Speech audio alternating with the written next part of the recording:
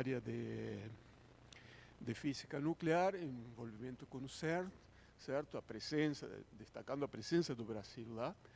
E convido já a todos vocês, já que estão aqui presentes, a assistir às outras 3 palestras que vamos dar nesse semestre, certo? O ano que vem, o tema vai ser outro, possivelmente vai ser um tema um pouco mais diverso, mas todo mundo está convidado, ou seja, já que a gente tem a possibilidade de estar neste lugar que eu acho fantástico, certo? Eu peço que vocês difundam isso também. Agradeço novamente a presença e agora vou passar a palavra para meu colega Ivan, que vai apresentar o palestrante. Obrigado. Bom dia. Primeiro eu queria reforçar, né, a felicidade que é estar aqui e ver esse auditório cheio, porque, né, além do dia chuvoso, né, que às vezes convida a gente a ficar em casa, a gente ainda está concorrendo com as Olimpíadas, que muitas vezes também, né, mexe bastante com com os nossos afetos e a atenção. Agradeço muito ao princípio, né, por nos acolher aqui, né, eu acho que é um instituto que faz um trabalho fabuloso de difusão da ciência e que se a gente quer que a ciência continue viva, né, a gente precisa desse trabalho. Agradeço ao Instituto de Física, né, em nome do Daniel, né, por também, né, organizar esse ciclo. E esse ciclo tem algo, né, especial, porque ele também está um pouco relacionado a algumas datas simbólicas, né, da história da física no Brasil, porque esse ano um cientista chamado Cesar Lattes estaria completando 100 anos, e ele foi um cientista, né, que ganhou um grande renome no Brasil, né, e no mundo, né, como um dos grandes cientistas que participou de uma descoberta importante, né, a descoberta de uma partícula chamada Meson Pi. E naquele momento ele, né, ele colocou o Brasil, né, projetou a ciência brasileira, né, para o mundo com uma física de altas energias, só que uma física de altas energias diferente do que o Mauro vai contar hoje aqui, a chamada física de raios cósmicos. E esse ano, o CERN, que hoje será, né, parte da fala do Mauro, completa 70 anos, então em parte esse ciclo de palestra está relacionado também a essa data. Mas eu queria justamente, né, reforçar um ponto que o Daniel comentou, porque uma das coisas que eu acho interessante, muitas vezes a gente ouve falar bastante do CERN, do LHC, né, a versão atual, né, de que está em funcionamento do CERN, e raramente às vezes a gente sabe que o Brasil tem uma participação bastante importante, né, nesse laboratório, que é um laboratório realmente, né, um exemplo de internacionalização muito grande, né, onde diferentes locais do mundo colaboram. E então, né, o Brasil tem essa participação bastante relevante. E aí agora, né, efetivamente apresentando o Mauro. O Mauro é um físico de formação, né, se graduou, né, e fez seu mestrado e doutorado na USP. Durante o doutorado já se inseriu nessa área de altas energias, né, com aceleradores. Primeiro, acho que no Fermi, a participação nos Estados Unidos, no Brookhaven, nos Estados Unidos, e aí a partir do pós-doc começou a participar das pesquisas no CERN, e hoje como professor da Universidade Federal do ABC e participante, né, via essa universidade, né, de algumas redes de colaboração, né, quer dizer, alguns projetos nacionais que reúnem pesquisadores brasileiros e organiza essa participação do Brasil do CERN. Ele é um pesquisador de destaque num dos experimentos do CERN, que é o ALICE, que é o que ele vai contar hoje para a gente. Então, muito obrigado, Mauro, por aceitar o nosso convite e estar aqui com a gente hoje. Obrigado pela introdução, pela apresentação. Só uma pequena correção. Eu fui para o doutorado direto, eu não fiz mestrado. Mas é porque eu já era velho, né? Eu entrei no curso de física com 28 anos, eu fiz uma outra formação antes, eu trabalhei no mercado financeiro.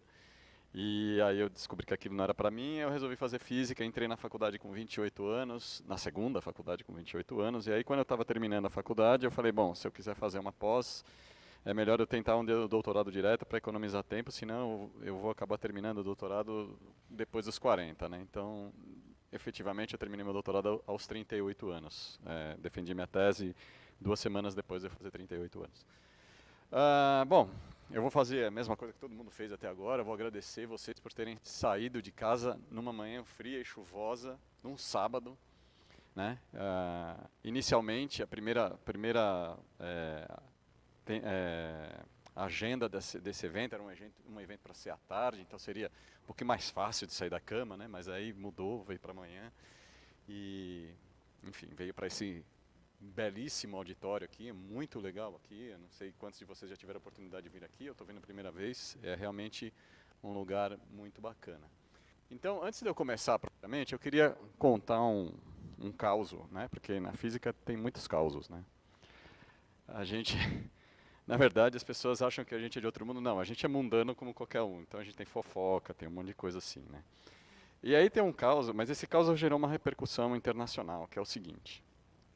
Um físico americano que ganhou o prêmio Nobel, inclusive, chamado Leon Lederman, ele resolveu escrever um livro sobre o bóson de Higgs. E aí, vocês já devem ter ouvido falar, esse negócio caiu um pouco em desuso depois que o bóson de Higgs foi descoberto, mas se chamava essa partícula de Deus, né? Alguns de vocês devem se lembrar disso, para outros talvez seja novidade, mas... E tinha muita polêmica, porque se chamava bóson de Higgs, e as pessoas ficavam, não, porque o bóson de Higgs, tentavam explicar por que o nome foi dado de partícula de Deus, era porque ele dava massa para todas as partículas do universo, não sei o que, então era uma coisa divina. Não, não tem nada disso. O que aconteceu foi o seguinte, o Leon Lederman estava escrevendo um livro, e ele estava, isso foi nos anos 90, no começo dos anos 90, e eles já tinham feito vários experimentos tentando descobrir o bóson de Higgs, e eles não conseguiam encontrar o bóson de Higgs. Então, eles estavam... ele estava escrevendo um livro que era um relato de quão difícil era e quão irritados eles estavam com essa partícula. Então ele falou assim, essa maldita partícula, né, que em inglês é goddamn particle. Aí ele mandou o livro com esse título para a editora, The Goddamn Particle. Aí o editor, que não era físico, ele olhou e falou assim, isso aqui não vai vender. Aí ele cortou o damn, aí ficou The God Particle. Então... era um truque de marketing, que virou, assim, às vezes ajudava e às vezes atrapalhava, né? Porque tinha uma discussão com religião que não tinha nada a ver e tal. E por que eu estou contando esse caso? Porque ele tem uma pequena semelhança com o título dessa palestra aqui. O título dessa palestra, originalmente, não tinha a palavra recriando. Tinha mandado para o Ivan e para o Marcelo simulando. Simulando. E aí o Marcelo falou assim, por que você não coloca recriando? Né? Eu falei, tá bom, eu vou colocar, é um pouquinho sensacionalista, mas tudo bem, a gente põe, talvez, né, talvez por isso que hoje tem mais gente aqui dentro, se tivesse simulando, talvez não tivesse tanta gente, mas de verdade o que a gente faz é muito mais uma simulação, ou a gente recria condições que existiam no início do universo, nos primórdios do universo, mas é mais uma simulação, porque se você pensar em recriar, né, a gente estaria criando o universo de novo, do zero, né, mas não é bem isso que a gente faz a gente recria as condições iniciais de um dos momentos iniciais do universo, dos primórdios do universo. Tá? Então essa era a trivia que eu queria contar para vocês hoje. Como foi lembrado pelo Ivan, essa palestra se insere no contexto das comemorações dos 70 anos do CERN. Tem uma outra, mais do que uma efeméride, é um marco para a nossa área, que eu não sei se, talvez eu não tenha, às vezes eu fico pensando quantas pessoas estão falando e eu não ouço o que a pessoa está falando, e talvez ele tenha falado e eu não percebi, mas eu vou falar aqui que tem uma outra coisa que está acontecendo esse ano. Esse ano foi o ano que efetivamente o Brasil passou a fazer parte do CERN como um Estado-membro. E isso tem implicações diversas. Não só para a área de física de partículas, ou para a física de altas energias, mas uma série de outras implicações, como a gente poder usar tecnologias do CERN para coisas, por exemplo, como exames de diagnóstico de imagem, tecnologias de ponta para uma série de serviços que a gente, a princípio, teria que pagar royalties, e agora, a princípio, a gente não precisa pagar. As nossas empresas podem participar de... como é que eu vou dizer, de licitações para vender equipamentos, serviços para o CERN e tal. E o mais importante, na minha opinião, é que agora se abriu a porta para a formação de pessoas do Brasil diretamente no CERN. Então, a pessoa faz um curso de engenharia aqui, ou faz um curso de física. Não é física, o cara vai fazer engenharia, vai fazer tecnologia de informação, e o cara vai lá fazer uma especialização em alguma coisa que é muito avançado. Tá? Então, isso depois retorna para o Brasil. Essas pessoas, eventualmente, vão retornar para o Brasil e vão trazer esse conhecimento, e isso vai ajudar o nosso desenvolvimento científico, tecnológico e econômico. Tá? Então, eu acho que isso é um marco importante, e cabe a gente saber aproveitar essa oportunidade, porque isso é parte da história, você entrar, então, nessa associação, né? Mas a gente tem que ter, então, a competência de aproveitar essa oportunidade, e figurativamente eu arregacei as mangas, porque é o que a gente vai ter que fazer mais do que a gente já fazia, a gente vai ter que arregaçar as mangas para aproveitar essa oportunidade. Tá? Então,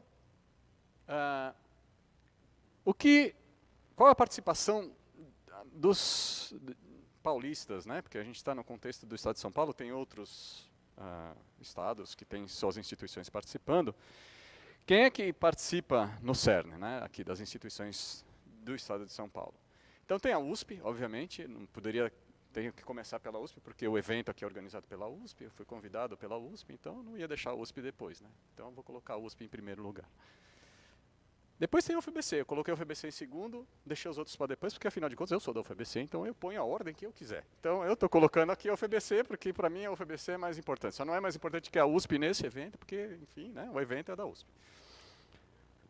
Aí tem a Unicamp. A Unicamp, eu fiz pós-doc na Unicamp, eu gosto da Unicamp, mas a Unicamp está longe, então deixa eles lá. Pode ficar em terceiro.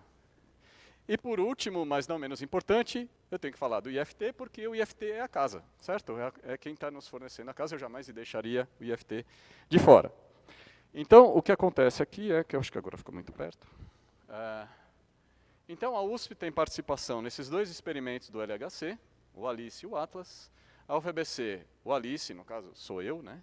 E no CMS, a Unicamp no ALICE, e agora entrou uma pesquisadora que trabalha com o LHCb, e o IFT, até onde eu sei, só CMS.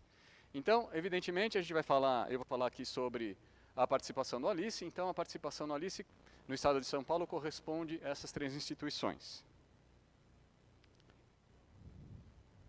Então, alguns de vocês já devem saber, mas onde é que fica o CERN, né? Onde é que a gente faz a nossa pesquisa? Então, o CERN, o laboratório, fica na fronteira, ele fica colocado na periferia de Genebra, bem no centro da Europa Central aqui, né? Então você tem da Europa Ocidental, desculpa. Então fica no centro da Europa Ocidental e na periferia de Genebra. Então a gente fica bem, a sede do CERN fica muito próximo da fronteira com a França. Então não é, quando as pessoas falam que realmente o LHC é uma coisa enorme, mas qualquer coisa que você fizesse no CERN ia passar a fronteira. Então às vezes as pessoas falam, não, porque o acelerador é gigantesco, que sai de um país e entra no outro. As pessoas acham que o negócio é muito maior do que ele realmente é. Ele é gigante, mas veja, ele já existia um outro acelerador antes, o SPS, que já atravessava a fronteira, porque o CERN é muito perto da fronteira. Tá? E o LHC, que é a estrela do momento, veja, o SPS foi a estrela do momento nos anos 80, 90. Tá? Hoje ele é a espoleta do LHC. Então você inicia o LHC para você usa o SPS para fazer o LHC funcionar. Tá? E aí, uma vista aérea, né, do CERN, do LHC, então o LHC tem 27 quilômetros de circunferência. Os principais experimentos que ficam ao longo do LHC é o ALICE, né, que é o que eu vou falar, então por isso que eu coloco em primeiro. Eles não acham assim, não sei por que eles acham que são outros experimentos principais. Para mim, o principal é o ALICE. Então, a gente tem o Atlas, o LHCb e o CMS. E o laboratório onde a gente vai recriar essas condições iniciais, né, esses primórdios do universo, a gente vai estar falando desse aqui. É lógico, as colisões que o LHC fornece acontecem em todos os lugares. Acontece no ALICE, no Atlas, no LHCb e no CMS. Mas o ALICE é o detetor especializado na colisão de íons pesados, né, na física de íons pesados, interessados nesse tipo de física que eu vou apresentar para vocês aqui. Então, como é que a gente vai recriar os primórdios do universo? De que jeito a gente vai fazer isso? Né? Então, primeiro a gente precisa definir o que seriam esses primórdios. Tá? Então, o que acontece é o seguinte. O universo tem uma certa evolução, ele começa, né, segundo a teoria, o modelo padrão cosmológico, ou seja, como começa o universo, a gente começa com um evento que a gente chama de Big Bang. E aí existem algumas outras fases aqui antes, que não vem ao caso aqui, e uma das primeiras fases é a formação desse plasma de quarks e gluons, ou em inglês, quark-gluon plasma.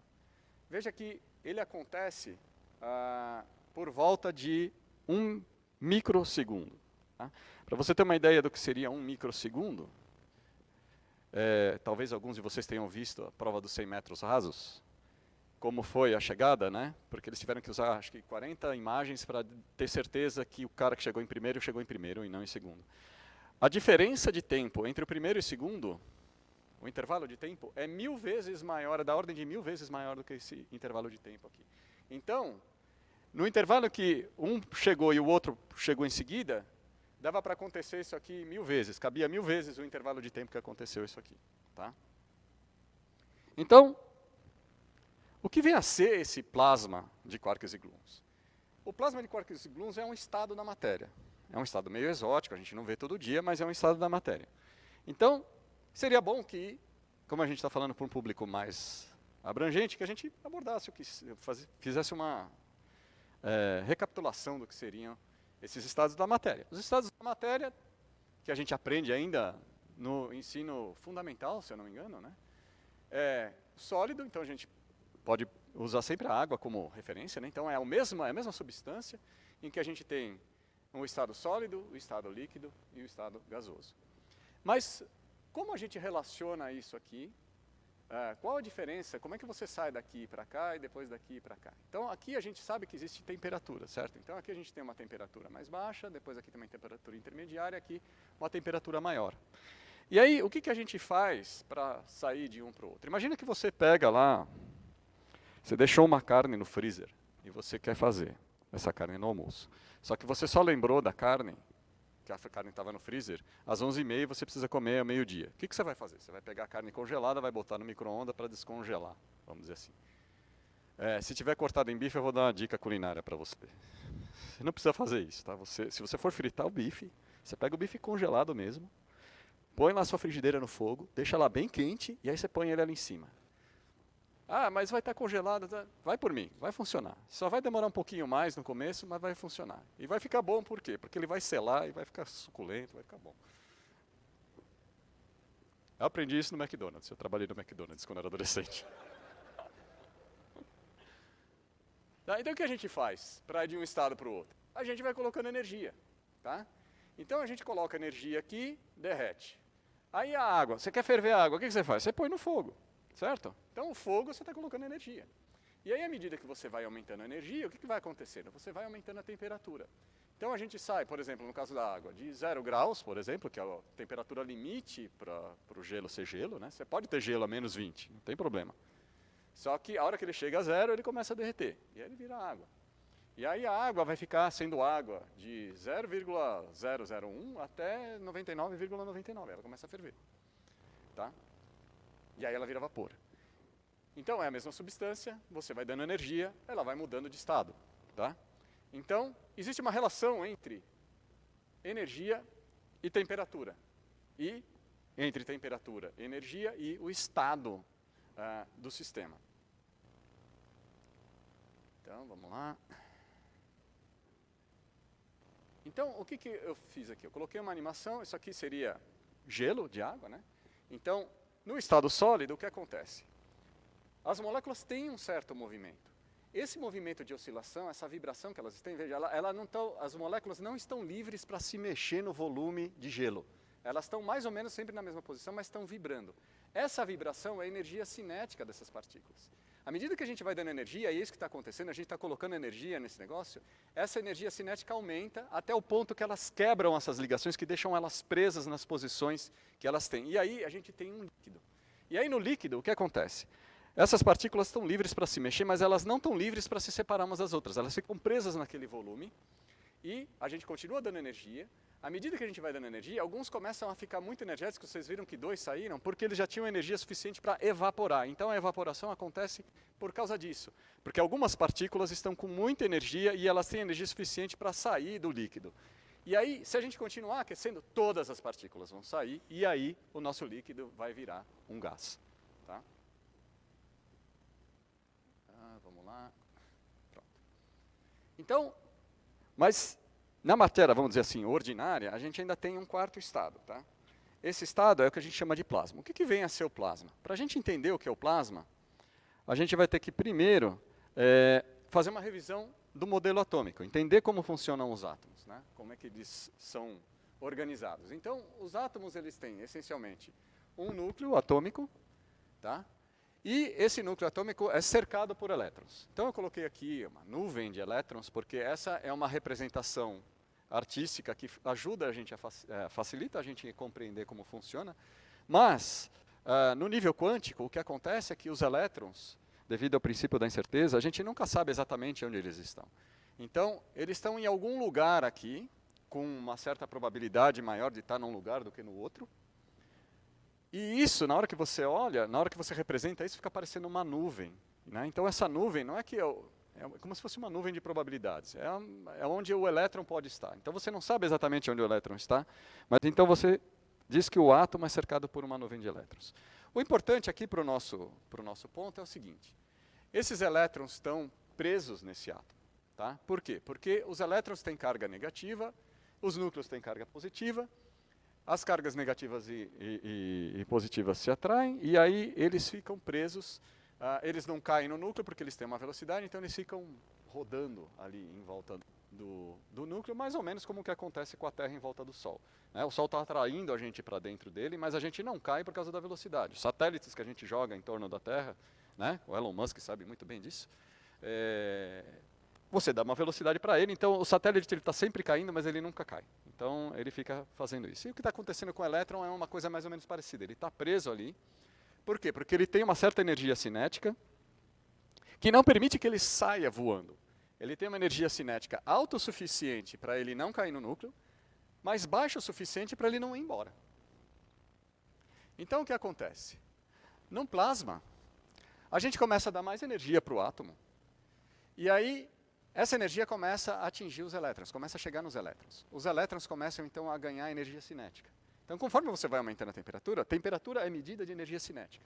Então eles vão aumentando a energia cinética, eles vão fazendo órbitas cada vez mais abertas, vamos pensar assim, até o ponto em que eles vão embora e acabou. E aí você fica com o quê? Você fica com uma espécie de gás de elétrons e núcleos, ou seja, você tem partículas carregadas, né? Então fica um ambiente ionizado. Tá? E aí eu pergunto para vocês, a gente chegou nesse ponto, né? Ou seja, a gente já separou, a gente já estragou os átomos, a gente já tirou os elétrons dos átomos. Dá para esquentar mais? Sempre dá. Tá? Então, só que a gente precisa... Agora, o que vai acontecer é que a gente vai começar a mexer com o núcleo atômico. Então é bom a gente fazer uma recapitulação para quem já viu e uma introdução para quem nunca viu. Então a gente tem aqui a representação do átomo, então a gente tem o núcleo, e aí a gente tem os elétrons. Quando a gente dá um zoom aqui, a gente vê o núcleo. O núcleo é formado por prótons e nêutrons. Eu não sei quem que é próton, quem que é nêutron aqui, mas enfim, você escolhe a sua cor preferida aqui e chama de próton. Ou de nêutron, enfim, se você prefere um cara mais neutro. E aí o que acontece? Se a gente pegar esses prótons e nêutrons e der um zoom, a gente vai olhar que ele tem uma estrutura interna ainda. Essa estrutura interna são os quarks, né, que são as partículas que têm massa, vamos dizer assim. Os quarks são as partículas constituintes do próton. Mas o próton, a gente não pode esquecer as outras partículas, que são os gluons. Que são os gluons que fazem com que os quarks fiquem coladinhos e formem prótons e nêutrons. Tá? Então o que acontece? Se a gente coloca mais energia, o que vai acontecer? Os núcleos estão ligados, né, os prótons e nêutrons, e aí eles vão começar a soltar. Os prótons e nêutrons vão começar a evaporar. E aí a gente vai ter o quê? A gente vai ter um gás de hadrons. Tá? Ou gás de prótons e nêutrons, no caso. Tá? E aí, como é que são os prótons e nêutrons por dentro? Eu já adiantei no slide anterior, então você tem, por exemplo, eles têm quarks aqui dentro. Tá? A diferença do próton para o nêutron é que o próton tem 2 quarks do tipo U e um quark do tipo D. Por que U e por que D? Porque o pessoal estava ficando sem criatividade nos anos 60. Eles deram, primeiro o Gell-Mann deu o nome de quark para essas partículas, né? Aí você fala, quark? De onde veio isso? Aparentemente ele era um cara culto e ele lia muito, e ele leu um livro do James Joyce, e no livro do James Joyce tinha uma passagem que se falava 3 quarks for missed mark. Então ele tirou daqui, porque ele sabia, eles descobriram que os prótons e nêutrons eram formados por 3 subpartículas. E aí, com isso em mente, ele falou assim, que nome eu vou dar? Ele lembrou da citação do livro do James Joyce, acho que é Finnegan's Wake, talvez, o nome do livro. E aí, deu para perceber que eu não li esse livro, né? Porque se eu soubesse, eu teria falado exatamente. Eu tentei, eu juro que eu tentei, não consegui. É um livro muito chato de ler. Então, você tem os 3 quarks, né? O quark e aí eles estavam mais sem ideia ainda que o Gell-Mann e começaram a andar up and down. Tá? Tem uma razão histórica para isso, mas enfim, é porque, a princípio, eles tinham uma... Antes deles saberem que os prótons e nêutrons eram feitos de quarks e nêutrons, alguém fala assim, olha, veja, o próton e o nêutron são a mesma partícula, eles só estão em estados diferentes. Então eles criaram um número quântico que se chamava isospin. Então eles falavam assim, o isospin, ele aponta para cima do próton, e o nêutron, o isospin, aponta para baixo. Então foi natural a escolha de up and down para esses quarks. E o que acontece? Esse cara tem 2 ups e um down, então sobra um quark up. Né? Porque um up, vamos dizer assim, cancela o isospin com um down, e aí sobra um isospin up. E aí ele fica o quark com isospin para cima. Ou o nucleon com isospin para cima. E aí o nêutron tem 2 downs e um up. Então sobra um down, então isso explicaria por que o nêutron tem isospin para baixo. Então na prática o que acontece é que os quarks eles são partículas mais ou menos do mesmo tipo. A diferença de U para D, eles deram outro nome bastante criativo, que é sabor. Então, os quarks têm sabor. Então, você tem o quark do sabor U e o quark do sabor D. E eles podem transitar entre eles, mas isso não vem ao caso nessa palestra aqui. Você pode ter uma transformação aqui de U para D, de D para U. E aí o que acontece? E aí a gente tem essas molinhas aqui que estão conectando eles. Então essas molinhas é o que a gente chama de gluon. O gluon é uma partícula que é um intermediário de interação. Então é como se esse cara tivesse uma carga elétrica. Ele tem carga elétrica, na verdade, mas ele tem uma outra carga. E aí vem mais um pouco de criatividade. Eles não tinham mais ideia de que tipo de carga chamar, eles chamaram de cor. Então, você tem que ter 3 cores diferentes para formar um branco. Então você tem o red, green, blue, né? O vermelho, verde e o azul. E aí você vai ter que ter os 3 quarks com cores diferentes para você poder formar um próton.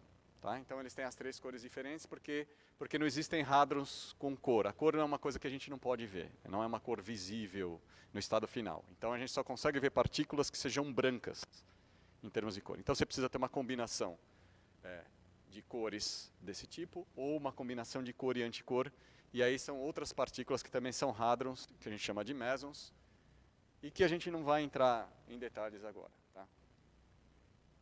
Muito bem, então a gente tem essa estrutura aqui, e aí a gente vai esquentar esses caras. A gente já esquentou, a gente começou esquentando a água, depois a gente virou o vapor, aí o vapor a gente esquentou ainda mais, aí a gente separou os elétrons dos núcleos. Aí a gente esquentou ainda mais, os elétrons não têm estrutura interna, então não tinha mais o que quebrar nos elétrons. Mas os núcleos estavam lá, prótons e nêutrons grudados. Então a gente esquentou e a gente criou um gás de hadrons. Né? E aí separamos os prótons dos nêutrons. E aí sobraram os prótons e nêutrons. E aí esses caras têm estrutura interna. Então se a gente esquentar eles, alguma coisa vai acontecer. Porque a gente vai dar, a princípio, energia cinética para esses caras aqui dentro. E aí eles estão presos aqui dentro por quê? Porque eles... vamos dizer assim, os gluons aqui têm força suficiente para segurar eles. Se a gente der energia cinética suficiente para esses caras, será que eles vão escapar? E a gente vai ver esses caras como se fosse um plasma? Então, a ideia é essa. Então a gente esquenta os prótons e nêutrons, e aí essa divisão entre eles desaparece. E aí os quarks e gluons começam a andar no espaço entre eles. Então se você tem um núcleo atômico e você esquenta esse núcleo atômico, você tem os prótons e nêutrons, os quarks estão ali dentro dos seus prótons e nêutrons, eles não estão passando de um para o outro, eles ficam dentro dos seus envelopinhos. Quando você esquenta o suficiente, acontece aquilo que a gente viu. Desculpa, tive que colocar no YouTube, porque a apresentação não aceitava vídeo mesmo, né? Ficava muito... E aí, a gente cria, então, o que a gente chama de plasma de quarks e gluons, ou QGP na sigla em inglês.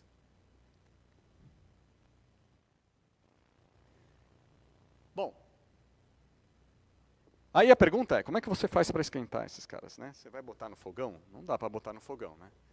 Nosso fogão não esquenta o suficiente, não tem, né? O que a gente vai fazer é, a gente vai acelerar, né, o que a gente faz no experimentalista, o que a gente gosta de olhar no experimentalista, não é a única coisa que a gente faz, mas o que a gente tem o foco para olhar é, a gente vai acelerar núcleos de chumbo a energias relativísticas. O que significa energia relativística? É você pegar ele e tirar os elétrons desse núcleo de chumbo, e aí você coloca ele num campo elétrico, ele vai começar a ser acelerado, e aí você vai acelerando, até que ele chegue muito perto da velocidade da luz. Ao chegar perto da velocidade da luz, ele está relativístico. E aí, essa é a única, eu prometo, é a única equação que eu vou mostrar nessa apresentação. Então, lembra, energia cinética igual temperatura, né? Então, a temperatura é uma medida da energia cinética média das partículas de um sistema. Tá? Então, o que a gente está fazendo aqui? Se a gente aumenta a velocidade, né, a gente pega um núcleo de chumbo de um lado, um núcleo de chumbo do outro lado, e aí a gente acelera esses caras e bate. Então, a quantidade de energia que a gente vai ter disponível para essa colisão, para essa fusão, né, para a gente esfregar um núcleo de chumbo no outro, vai depender dessa velocidade aqui. Só que o que acontece? Na teoria da relatividade, a gente sabe que nada pode ser mais rápido do que a velocidade da luz. No entanto, nada que tenha massa pode estar na velocidade da luz. Porque para você já pode ver o que acontece aqui. O que está acontecendo aqui nessa equação? Aqui é a energia do objeto que a gente está acelerando, seja um próton, um chumbo, um elétron, enfim. Essa fórmula serve para qualquer tipo de partícula que a gente está acelerando. Essa é a massa do objeto que você está acelerando. C é a velocidade da luz, que é 300 mil quilômetros por segundo. E aqui é a velocidade do corpo. E aí a gente tem essa expressão aqui. Veja, no denominador a gente tem a velocidade da luz e a velocidade do corpo. Os dois ao quadrado, tá? Então é um menos o outro. Como esse cara pode atingir no máximo o valor de C, à medida que eu vou aumentando esse cara aqui, esse denominador aqui vai se aproximando de zero. Então se eu conseguir a proeza de colocar o V igual a C, eu vou ter um zero no denominador. Então, não pode acontecer, certo? Então, o que vai acontecer aqui? À medida que você vai fazendo essa velocidade cada vez mais perto de C, a energia vai aumentando cada vez mais. Então, a quantidade de energia que você tem que colocar para acelerar alguma coisa, a velocidade da luz é infinita. Tá? Então, é por isso que não existe nada que tenha massa que viaje à velocidade da luz. Por outro lado, tudo que não tem massa só viaja à velocidade da luz. São coisas estranhas da relatividade, mas tudo bem. Então, no LHC, os núcleos de chumbo atingem essa velocidade aqui. Tá? Então, a energia mais alta que a gente conseguiu no LHC foi a partir do ano passado. E na energia que a gente conseguiu ano passado no LHC, então, os núcleos de chumbo atingiram essa velocidade, 99,99999% da velocidade da luz. Eu diria para você que a diferença de ser 9999 para 99999 é um acelerador de 27 km para um acelerador de 3. Tá? Para você colocar um 9%, um 0,009% a mais. Porque lembra, à medida que você vai chegando mais perto da velocidade da luz, a energia vai aumentando cada vez mais. E para a energia aumentar mais, a gente precisa fazer um acelerador cada vez maior. Tá? E aí, como é que a gente faz para produzir um negócio desse? A gente vai no LHC, acelera os núcleos de chumbo, aí a gente vai ter, então, a colisão, a gente vai ter vários prótons e nêutrons, e a colisão vai acontecer no nível de quark, praticamente, porque a energia é tão grande que eles vão enxergar uns aos outros como se eles tivessem partículas livres. E aí, esquenta tudo e vira esse plasma de quarks e gluons. Então, a gente vai ter quarks e gluons voando livre dentro daquele volume que a gente acabou de olhar ali. Tá? Essa é uma ilustração um pouco mais realista do que realmente acontece. Porque ali a gente viu os núcleos se aproximando como duas quase esferas e tal, mas na prática o que acontece é isso aqui. Aqui é a direção de propagação do feixe, né? Então você tem um núcleo de chumbo vindo nessa direção, outro núcleo de chumbo vindo nessa direção, Eles estão com cores diferentes, só para dizer que um está vindo pela direita, outro está vindo pela esquerda, né? Não necessariamente, o que está acontecendo aqui é, veja, eles parecem uma panqueca. Por que parece uma panqueca? Parece uma panqueca porque eles sofrem um efeito de relativístico que se chama contração de Lorentz. Então, na direção do movimento, um objeto que está numa velocidade relativística, ele começa a ficar mais estreito. A contrapartida disso é que o tempo para esse cara passa mais devagar. Tá? Então, por um lado, ele fica mais estreito, a gente que está no referencial parado, está vendo o cara passar. Então, você vê um caminhão do tamanho de um Fusca, tá? Um ônibus, né? Aqueles biarticulados, fica do tamanho de um Fusca, ou de um Smart. Só que o tempo lá está passando muito devagar. Então, o outro motivo pelo qual um é azul e o outro é vermelho, é porque um está se afastando da gente, então o que está se afastando a cor dele está avermelhada, e o outro que está se aproximando da gente está com a cor azulada. É um pouco complicado a gente falar se aproximando, se afastando, porque na verdade a gente está meio que perpendicular, né? Então eles não estão se aproximando. É só uma ilustração, acho que quem fez a figura quis dizer exatamente isso. Se a gente escolher essa direção como a direção preferencial de propagação, esse cara vai estar se afastando do observador, então ele vai ficar avermelhado, e esse cara está se aproximando do observador, ele vai ficar azulado. Mas da nossa perspectiva de laboratório, da perspectiva de vocês aí nas cadeiras, isso tudo está acontecendo na direção perpendicular a vocês. Então isso aqui está passando nessa linha e vocês estão olhando, a visão de vocês está perpendicular à direção do movimento. E aí acontece a colisão, né? A colisão, na prática, o que acontece é que uma parte dos prótons e núcleos não interage, a outra parte interage, às vezes você tem uma mistura de gente que completamente desaparece, né? Um próton e núcleo que completamente se desintegra, outros se desintegram parcialmente e outros passam ilesos. Tá? E é uma questão, existe uma certa distribuição de probabilidades, ou seja, existe uma chance de um cara passar por uma colisão catastrófica dessa e sobreviver. Tá? E aí o que acontece? Aí essa gosminha vermelha aqui é o momento que está criando o plasma de quarks e gluons. E aí a gente descobriu, então, né, deixa eu até colocar aqui essas... Então aqui é a pré-colisão, a colisão acontecendo, e aqui é o QGP. Tá? Então aqui é onde a gente está interessado em investigar, é essa meleca aqui.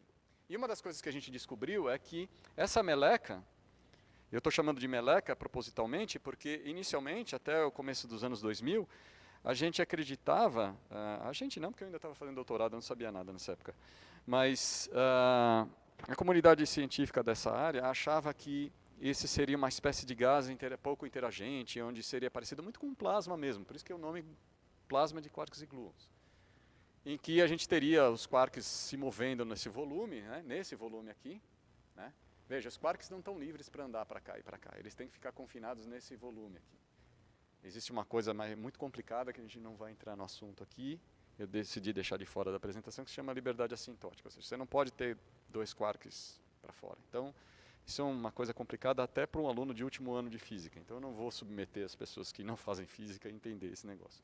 Mas, essencialmente, os quarks não podem ficar fora dos hadrons. E eles não podem... Então, a ideia é que aqui a gente cria um sistema em que os quarks estão livres para andar num volume grande. Tá? E no volume grande você pode imaginar o seguinte, um próton tem um diâmetro de 1 Fermi, ou femtómetro, que é 10 a menos 15 metros, ou seja, é 0, aí você põe 15 casas decimais e 1. Tá? Esse é o tamanho em metros. E aí, o que acontece? Então, ele sai de um femtómetro, tá difícil aqui, um femtômetro, eu estou misturando português com inglês, que é femtometer, mas é femtómetro. Então, a gente tem um femtómetro para um próton. Aqui, no caso de um núcleo de chumbo, o diâmetro total dele, né, é mais ou menos 14 femtômetros. Então, você tem, na hora que você eleva isso ao cubo para calcular o volume, né, então você sai de 1, né, porque 1 elevado ao cubo é 1, para 14 elevado ao cubo, ou seja, é bem maior. Né. Então, assumindo que isso tenha um tamanho mais ou menos esférico, mas a ordem de grandeza é essa. Tá. Então, é um volume bem grande para um quark passear. Então, originalmente se achava que esse quark passeava livremente ali, ele quase não via os outros quarks. E o que a gente foi descobrindo no acelerador de Brookhaven, que chama RHIC, que foi onde eu fiz meu doutorado, e depois no LHC, que esse sistema ele parece muito mais com um líquido do que com um gás.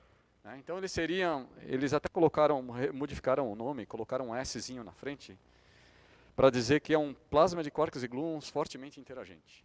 Então o S seria de strongly interacting. Então fica SQGP. Mas, para simplificar, a gente continua chamando de QGP e ninguém liga para o S. Tá? E aí o que acontece? Esse negócio aqui está super quente. E aí, à medida que o tempo vai passando, o que restou dos núcleos continua se afastando. E esse cara aqui começa a esfriar. À medida que ele começa a esfriar, ele começa a criar essas bolinhas aqui, que seriam os hadrons. E aqui o que acontece? Nesse momento aqui, os hadrons ainda estão interagindo uns com os outros, porque eles estão muito próximos, então eles têm uma interação parecida com a interação que tem dentro do núcleo atômico. Né? Porque o núcleo atômico é coladinho porque os prótons e nêutrons estão lá interagindo uns com os outros. Aqui, eles ainda estão próximos o suficiente, eles já são hadrons, não são mais quarks e gluons livres, eles já são hadrons, ou seja, os quarks e gluons estão dentro dos hadrons, e é por isso que essas bolinhas são brancas, para dizer que a cor efetiva, a cor resultante é branca. Aqui a cor não é branca, aqui a cor resultante é branca, porque eles já estão confinados dentro de hadrons. Só que aqui os hadrons ainda interagem uns com os outros. E aqui eles já não interagem mais. Agora eles já estão livres, é um gás ideal de hadrons, ou seja, eles não interagem mais uns com os outros. E aí esses caras é que vão acabar sendo detectados. Eles vão para o detetor e a gente vai ver o que... A partir daqui a gente vai fazer engenharia reversa para dizer o que acontece aqui. Tá? Então a gente não detecta isso aqui diretamente, a gente detecta o que vem daqui. Tá? Então, uma pergunta, né? Estou falando toda hora de temperatura, de energia, etc. Quão quente é o QGP? Então, em números de graus Celsius, é desta ordem de grandeza. Tem uma incerteza aqui, pode ser 6 milhões. Enfim, milhões não, né? 6... whatever, não sei o que é isso aqui. Tem nome para isso aqui? 1000, milhão, bilhão, trilhão. Trilhão, pronto. Então pode ser 6 trilhões, 5 trilhões, enfim. Tá? Isso aqui corresponde a 333 mil vezes a temperatura no centro do Sol, que é a maior temperatura que você pode encontrar no Sol. Então o nosso Sol é a temperatura mais quente que a gente tem no nosso Sol, na nossa estrela particular aqui, é 333 mil vezes menor do que a temperatura que a gente consegue produzir dentro do laboratório. Tá? E aí, bom, beleza. Como é que a gente sabe dessas coisas? De que jeito a gente consegue enxergar esse negócio? Né? Não é com uma lupa exatamente, mas a ideia é a mesma. A gente faz um instrumento para olhar aquilo lá. Né? Então a gente começa fazendo o quê? A gente começa acelerando, primeiro de tudo. Aí a gente vai fazer a colisão aqui, a gente vai fazer a meleca. E aí a meleca vai produzir aquele monte de bolinha branca, e as bolinhas brancas vão para esse monte de coisa aqui. Isso daqui seria o nosso microscópio. Tá? E o que é esse microscópio aqui? Isso aqui é o experimento Alice. Ele é composto de diversos subsistemas. Cada um é sensível a um tipo de característica da partícula que está passando ali. Então tem partículas que são partículas carregadas, tem partículas que são partículas neutras, ou seja, que não tem carga elétrica. E aí cada detetor ele tem um objetivo, ele tem uma função. Uns são para... Os que estão aqui mais pertinho, eles querem fazer uma medida da trajetória muito perto do lugar onde aconteceu a colisão, porque você quer conseguir estabelecer com muita precisão o lugar onde aconteceu a colisão. E você quer saber se tem alguma partícula que veio de algum lugar que não é exatamente o lugar onde aconteceu a colisão. Isso é importante, isso é uma informação importante que a gente quer. Esse outro maior aqui, ele faz as trajetórias mais completas. É um detetor com gás e tal, e aí a partícula carregada passa ali e deixa uma trilha. Esse detetor é o que a gente chama de TPC. É o principal detetor do Alice, é o coração do Alice. TPC quer dizer Time Projection Chamber, é câmera de projeção de tempo. Então, é uma técnica que é usada para você conseguir determinar a trajetória da partícula. Então, a partícula passando ali, como é que você sabe que ela está passando ali? Essa coisa vermelha enorme em volta é um ímã. É um ímã imenso com um campo magnético absurdamente alto. Por quê? Porque uma partícula carregada que voa dentro de um campo magnético, o campo magnético vai fazer com que ela faça curva. Então, o que acontece? Se você tiver uma partícula carregada positivamente, ela vai fazer curva para cá. Se ela tiver uma partícula carregada negativamente, ela vai fazer curva para cá. Se ela não tiver carga, ela vai passar em linha reta, porque ela não vai interagir com o campo magnético. E aí a gente tem outros detectores. A gente tem aqui uns calorímetros e tal, que a gente vai usar para detectar justamente algumas das partículas neutras, que não tem carga elétrica. Tem um outro detetor que fica bem entre os calorímetros aqui, que a gente usa para detectar o tempo. Então, através do tempo, a gente usa o tempo, a gente usa a informação de ionização, a gente usa um monte de informações para saber que tipo de partícula é cada partícula, de onde ela veio, com que energia ela tem, etc, etc. E a gente usa todas essas informações para saber se essa partícula ou essas informações dessas partículas para a gente determinar quais as características daquele plasma de quarks e gluons que a gente gerou. Eu mencionei também esse MCH, esse detetor aqui, chama MCH Sigma Muon Chamber, ou câmeras de muons, e tem uma razão para eu ter destacado esses dois aqui, e eu vou falar sobre eles já. Então, primeiro, tudo bem, eu falei dos detetores, mas é bom a gente ter uma ideia de como esses detetores funcionam, né? Então, como é que funcionam os detetores? Então, imagina o seguinte, você tem, volta, spoiler, desculpa, dedo ligeiro. Então você imagina, tem uma partícula carregada entrando no material, tá, ela está entrando aqui, vamos supor, por enquanto que, a gente não vai falar de campo magnético para não complicar. Então a partícula carregada, ela vai entrando, ela tem um campo elétrico, então ela vai carregando o campo elétrico dela aqui, ela vai interagindo, esse campo elétrico vai interagindo com o material, de que maneira? Você tem lá os seus átomos no material, que tem seus elétrons em volta. À medida que esse cara vai entrando, se ele for uma partícula carregada positivamente, ele vai atrair esses elétrons para fora. Veja, esse aqui estava mais longe, a ideia desse desenho é que esse aqui estava longe, e estava longe o suficiente para não ter interagido com a partícula. Esses outros átomos aqui estavam muito perto, então ele arrancou os elétrons desses átomos aqui. Tá? Então, de um jeito ou de outro, ele arranca os elétrons. Se ele for carregado positivamente, ele vai arrancar porque ele vai puxar para perto dele, mas ele está passando tão depressa que esses caras não vão conseguir se ligar nele. Eles só vão ser arrancados dos elétrons e vão ficar lá, flutuando no meio.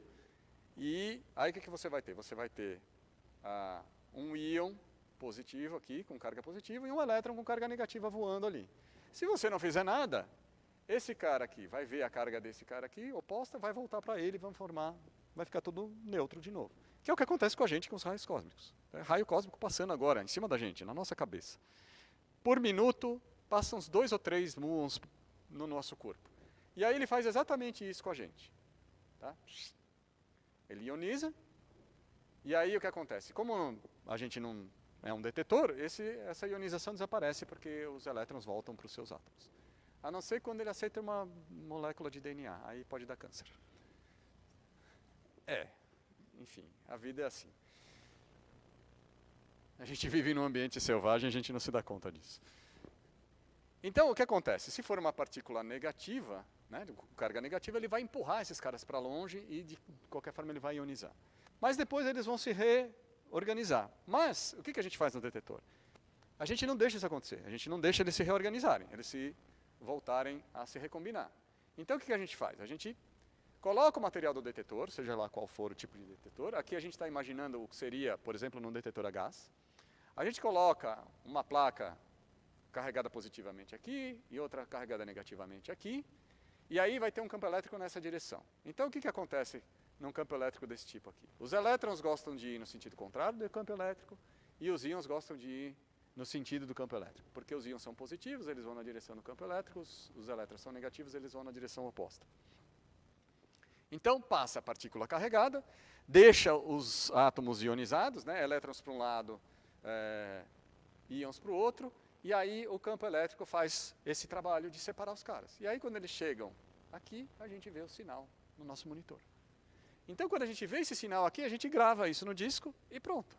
E aí, beleza, a gente conseguiu ver a partícula carregada ou a partícula neutra, ou sei lá o quê. Sempre vai acontecer um processo parecido com esse aqui. Você vai arrancar um elétron do núcleo, e aí você vai botar um campo elétrico, e aí você vai detectar aquilo. Às vezes o processo é um pouco diferente. Você vai arrancar o elétron da posição, mas você não põe um campo elétrico ali. Aí ele vai voltar. Quando ele voltar, ele vai emitir um fóton.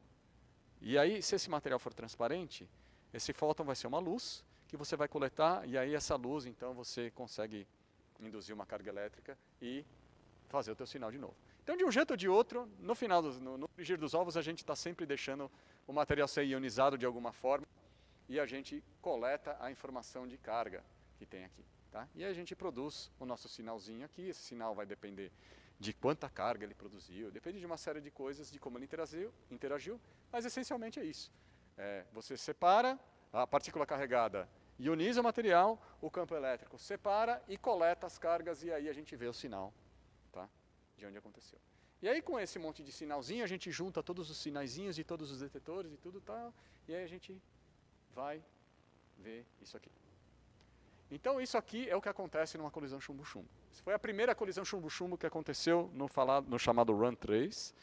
Esse Run 3 é um período de aquisição de dados do LHC. O LHC ele começou a funcionar em 2008, 2009, aí ele funcionou até 2013, aí ele parou para fazer reformas, atualizações, upgrades, etc. Voltou a funcionar em 2015, funcionou até 2018. Aí parou de 2019, veio a pandemia, estendeu um pouco mais, voltou a funcionar em 2022. E aí desde 2022 até 2025 ou 2026, isso ainda está em debate, se eles vão estender até 2026, a gente vai coletar dados. E aí cada vez que ele parou e voltou, a energia aumentou um pouquinho.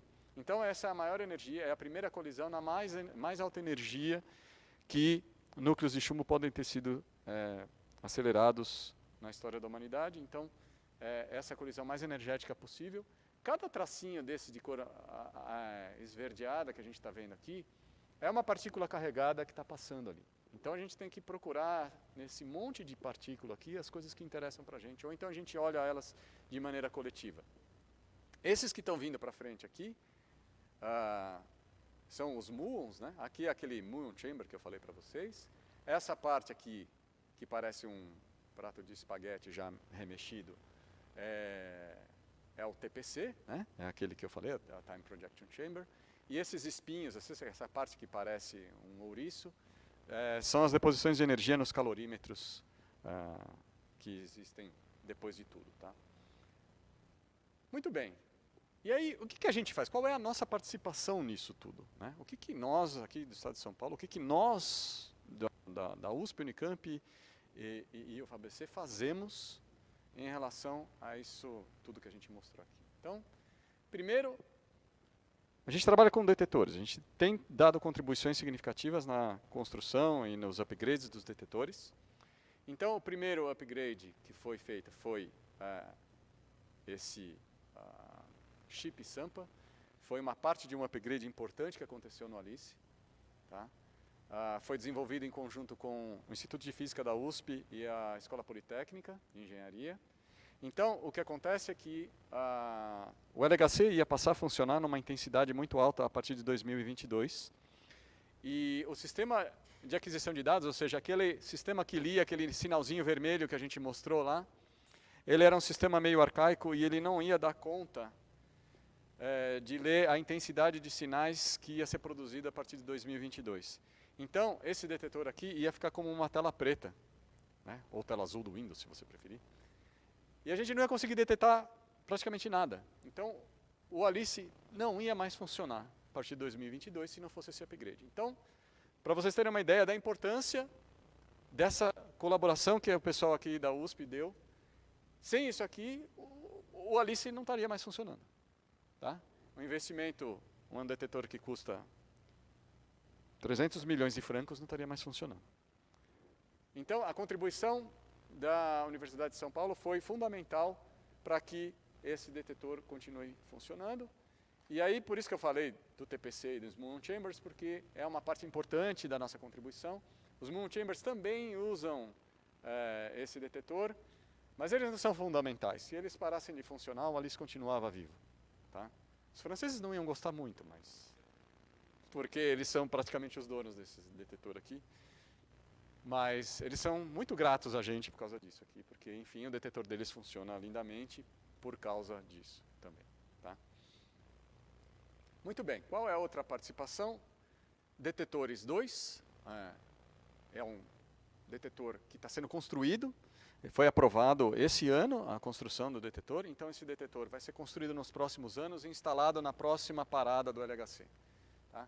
Ele vai ser instalado aqui na frente, então aqui a gente tem o experimento Alice, tem todos aqueles detetores que eu falei, o TPC está aqui, o Moon Chamber, né, o Moon Arm, como as pessoas falam, o braço de Moon está desse lado aqui, e esse focal, que é um calorímetro, ele vai ser instalado aqui. E quem está trabalhando nisso é o UFABC, eu e a USP. Tá? Então, essa é uma visão de como vai ser esse detetor. Eu estou trabalhando com essa parte aqui, tem essa outra parte que vai atrás do detetor, então a gente tem a primeira parte, que é essa daqui, e aí a gente tem uma parte atrás, que é essa daqui. A gente não está trabalhando diretamente com essa parte aqui, pode ser que eventualmente eles peçam para a gente, mas eu só tenho 2 braços, então por enquanto eu estou só aqui. Tá? Então, eu esqueci de mencionar, na outra vez que eu mostrei essa figura, esse é o tamanho do experimento Alice, esse é o tamanho de uma pessoa normal. Uma pessoa normal europeia, ou seja, um pouco maior que a média nossa aqui. Então, se a gente colocasse esse experimento aqui, eu acho que ele não cabia nessa sala aqui. Tá? Eu acho que ele ia vazar um pouquinho para os lados. Na altura, caberia, mas para os lados, acho que talvez ele vazasse um pouquinho. Tá? Para vocês terem uma ideia do tamanho que é. A outra atividade que a gente faz, e aí todos contribuem, é a análise de dados. Então, o que a gente faz? A gente tem aquele detetor imenso, a gente tem um acelerador gigantesco, maior da história da humanidade, etc. Aí colide um monte de informação, aí tem aquele monte de traço colorido que vocês viram lá. E aí, tá, o que quer dizer aquilo? Você tem que decodificar. Então, as pessoas vão decodificar. Então, eu coloquei aqui algumas figuras de trabalhos de várias pessoas. Então, tem trabalho do pessoal da Unicamp, pessoal da USP, pessoal da UFABC, chama eu de novo. Tudo bem, eu tenho um aluno de doutorado, não deu tempo de colocar a figura dele aqui. A figura dele, não, assim, ele tem figura já, mas não pode mostrar porque ainda não é pública. Então, eu não podia pôr aqui. Então, é isso. Então, a gente tem um esforço coletivo, né?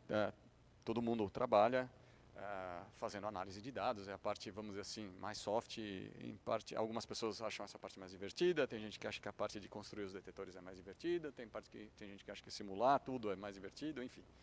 Tudo é divertido. Né? Umas coisas são mais, outras são menos, umas são chatas. Como tudo na vida, né? Eu acho que ninguém está 100% satisfeito com o seu trabalho. Né? E aí, a última coisa é a tomada de dados. Né? Então, você tem lá, o acelerador está funcionando e eu mostrei o pessoal analisando os dados, mas como é que faz para... Né? Alguém tem que controlar a máquina enquanto ela está funcionando. Então, isso aqui é a sala de controle do Alice, do experimento Alice, fica lá no que a gente chama de ponto 2, naquele mapa que eu mostrei para vocês, aquele onde tinha o espetinho do Alice, é onde fica esse prédio aqui, essa sala de controle. O experimento está 4 andares para baixo dessa sala, tá? Então a gente está protegido da radiação, ninguém vai ficar com hemorroida por causa da radiação, está longe, não tem problema, porque a gente fica sentado horas ali, né? Não vai acontecer nada, fica tranquilo, ninguém vai ter câncer de próstata por causa disso, está tudo certo. E normalmente quando eu vou trabalhar eu sento nessa cadeira aqui, quando eu vou para lá, essa cadeira do Shift Leader, aí cada posição tem uma coisa diferente. Então tem um cara aqui, ó, não sei o que esse cara está fazendo aqui. Está tudo meio desligado, isso aqui obviamente era um dia que não tinha feixe, né? Tem uma figura aqui de um event display aqui, de uma colisão, mas isso aqui provavelmente foi gravado dias antes, porque não tinha ninguém aqui. Ó. Você dá para ver, essa tela aqui é a tela que mostra quando tem feixe no LHC, tá? E claramente não tem feixe no LHC. Então isso aqui, sei lá o que era isso aqui, era um período que não tinha feixe. Aqui é uma tela que mostra o estado de cada um daqueles muitos detetores que a gente viu. Tá? Então dá para ver aqui que está todo mundo, a maioria deles está cinza, ou seja, está todo mundo desligado. Tá? Então isso aqui devia ser, sei lá, em janeiro, fevereiro, quando não tinha feixe nenhum. E só tem esse cara aqui que provavelmente estava fazendo alguma atualização no sistema de... Aqui é a estação onde a gente mede a qualidade dos dados. Né? Então, aqui é onde faz a aquisição dos dados, aqui é onde fica o cara que controla o estado dos detetores. Às vezes o detetor começa a falhar e você tem que fazer... alguma intervenção, então normalmente é esse cara que faz a intervenção no detetor quando ele começa a falhar. Esse cara que cuida de fazer a aquisição de dados, então quando acontece alguma coisa, a quantidade de dados, às vezes vem uma quantidade muito grande de dados e a gente não consegue, e às vezes trava a aquisição de dados, a gente tem que parar a aquisição de dados, resetar e começar de novo. E aí o cara que senta aqui é o cara que manda em todo mundo. Então eu fico aqui e eu fico dando ordem para esses caras aqui. Aí aqui normalmente eles pegam um cara que tem menos de 30 anos, porque o cara tem que trabalhar 14 dias direto, 24 horas por dia. Então tem que ser um cara jovem normalmente, porque não dá. E aqui é o cara que fica preso o ano inteiro. É o Run Manager, é o cara que fica preso por um ano lá, controlando tudo. Então o que acontece? Esses trabalhos aqui, você fica uma semana e depois você dá lugar para outra pessoa. Então você precisa ter gente que faça essa passagem de bastão. Então você não trabalha 24 horas, você trabalha 8 horas. Então entra um às 8, depois às 7 da manhã, aí fica até às 3 da tarde, aí entra outra equipe e vai trocando. Então esse cara aqui é o responsável por controlar essa transição entre as diferentes equipes e garantir que tudo funcione de maneira suave e sem intercorrências. E esse cara aqui é o cara responsável por controlar a passagem de bastão desse cara aqui, porque esse cara aqui muda a cada 14 dias, muda esse cara aqui. Então, esse cara tem uma visão geral de tudo que está acontecendo, esse cara aqui faz as intervenções imediatas, e esse cara aqui é que explica para esse cara quais são os problemas que ele vai enfrentar ao longo da semana. Tá? E é isso. E aí o que acontece? Acontece que, de vez em quando, acontece um fenômeno desse aqui, de juntar 4 brasileiros ao mesmo tempo nesse ambiente aqui. Quão improvável é isso, né? E isso aconteceu uma única vez em 2016, e é esse aqui, isso é a pessoa que vos fala nesse momento, e essas outras 3 pessoas aqui, essa Denise Godoy, algumas pessoas conhecem, esse é o Renato Negrão, e essa é a Camila Deconte. E é bem divertido fazer esse trabalho aqui, eu gosto muito de ir para lá e trabalhar com isso. E eu agradeço por vocês terem vindo aqui, mais uma vez, num dia de chuva e de frio. Muito obrigado.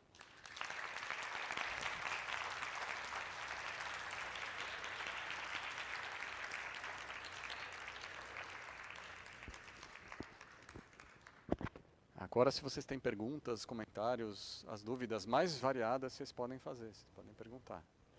Pessoal, só peço que esperem o microfone para fazer perguntas. Isso, que aí fica mais fácil de gravar, inclusive. Tem umas pessoas ali, ó. Vocês veem, eu não vejo nada, porque a luz está na minha cara, eu não consigo ver nada. Posso fazer a pergunta? Isso, pode acender ela, isso, boa. Pode? Vai lá, Vitor. Tudo bem? Tudo bem. Tem um motivo específico para ser chumbo? Para colidir? Porque ele é o mais pesado, dos mais pesados o mais barato. Ele tem muitos prótons e nêutrons. A gente quer um volume muito grande. Ele é simétrico, ou seja, ele é mais ou menos esférico. Em Brookhaven, por exemplo, eles chegaram a colidir urânio. Tá? Então você quer fazer, a gente usa chumbo porque a gente quer fazer o maior volume possível. Mas a gente já fez com xenônio, tá? Que é um volume intermediário. Porque o que acontece? As características do plasma de quarks e gluons, ele varia de acordo com o tamanho do volume. E a gente também tem interesse em investigar isso. O que acontece é que o LHC, ele é um acelerador cujo foco dele é física de partículas. Então a gente está pegando carona ali. Então eles não ligam muito para a gente. A gente tem 1 mês por ano e as colisões de próton com próton tem os outros 7 meses do ano. Então normalmente funciona por uns 8 meses quando está funcionando. 8 ou 9 meses, a gente tem 1 mês. O resto é próton-próton. Tá? Então a gente tem que escolher. E aí a escolha, se a gente tivesse controle, se o acelerador fosse nosso, vamos dizer assim, aí a gente fazia de tudo. Que é o que acontece em Brookhaven. Em Brookhaven, o Rick, ele é da comunidade de física de íons pesados. Então, mesmo que eles funcionem só 3 ou 4 meses por ano, eles fazem o que querem. Então, lá, eles aceleram núcleos de ouro, eles aceleram... E eles têm mais dinheiro, né? Eles aceleram ouro, pra vocês terem uma ideia. Núcleos de ouro, eles aceleram... já aceleraram urânio, porque o urânio, ele tem uma... Ele é meio oval, ele é meio esquisito. Então, eles querem também saber, estudar como isso afeta, como a geometria afeta aquelas observáveis, né? Aquelas coisas que a gente olha depois no detetor. Porque o que acontece? Como essas coisas a gente vê indiretamente, vários efeitos podem acontecer concomitantemente, concorrentemente, e você pode achar que você está entendendo uma coisa, mas o que você está vendo é outra. Então você precisa fazer estudos sistemáticos para ir separando os diferentes efeitos, efeitos de forma, efeito de tamanho, efeito de energia, O problema do LHC, do RIC, é que a energia deles é 5% da energia do LHC. Então, isso tem umas vantagens e tem umas desvantagens. Então, no LHC a gente vê algumas coisas que no RIC não dá para ver, e o RIC vê coisas que no LHC não dá para ver. Então, são, vamos dizer assim, aceleradores complementares. Tá? Então, o motivo é esse. Mas a gente tem um planejamento para fazer oxigênio com oxigênio, que é bem mais leve do que... Então, a gente teve o xenônio, que ainda é pesado, mas é menos pesado. E aí a gente tem um objetivo de fazer com oxigênio, que é um volume bem menor. Mais alguém? Ali. Bom, a minha questão é o seguinte, você e a comunidade científica em geral deve achar muita graça disso, mas queria que você comentasse uma coisa anedótica. A gente vê muito na internet, no YouTube, a gente vê tudo quanto é absurdo, mas eu queria um comentário seu. É o seguinte, fala-se muito que estão acontecendo coisas estranhas lá no céu, no sentido, acredito eu, que seja aparece alguma coisa, alguma partícula nova, alguma coisa assim, quem sabe até um buraquinho negro aparecendo lá. Queria que você comentasse isso. Olha, o que acontece é o seguinte, sempre tem boato, né, dessas coisas. Hoje em dia tem boato para tudo, né? Fake news para todo quanto tipo, coisas de mau gosto, coisas que... Né, ontem mesmo a gente teve essa tragédia do avião, 2 horas depois já tinha gente falando bobagem na internet. É inacreditável o mau gosto que as pessoas têm. Eu acho que em relação ao que acontece no CERN, eu acho que tem um pouco de tudo. Acho que tem de mau gosto e tem de gente que realmente acha que está acontecendo alguma coisa. Tem gente que alucina, assim. Então, eu já vi coisas de gente que acha que é um portal para outra dimensão. Enfim. Mas eu acho que isso que você está falando acontece muito frequentemente porque o LHC ele está muito na fronteira do que a gente conhece. Né? Então, a gente tem teorias que funcionam muito bem, mas algumas coisas que a gente é capaz de calcular com a nossa teoria, com as nossas teorias, são muito complicadas de calcular. Então, às vezes, a gente calcula uma coisa até um certo grau de precisão e o LHC vai lá e mostra uma certa tensão com a teoria. Então, você tem uma tensão entre a teoria e os dados.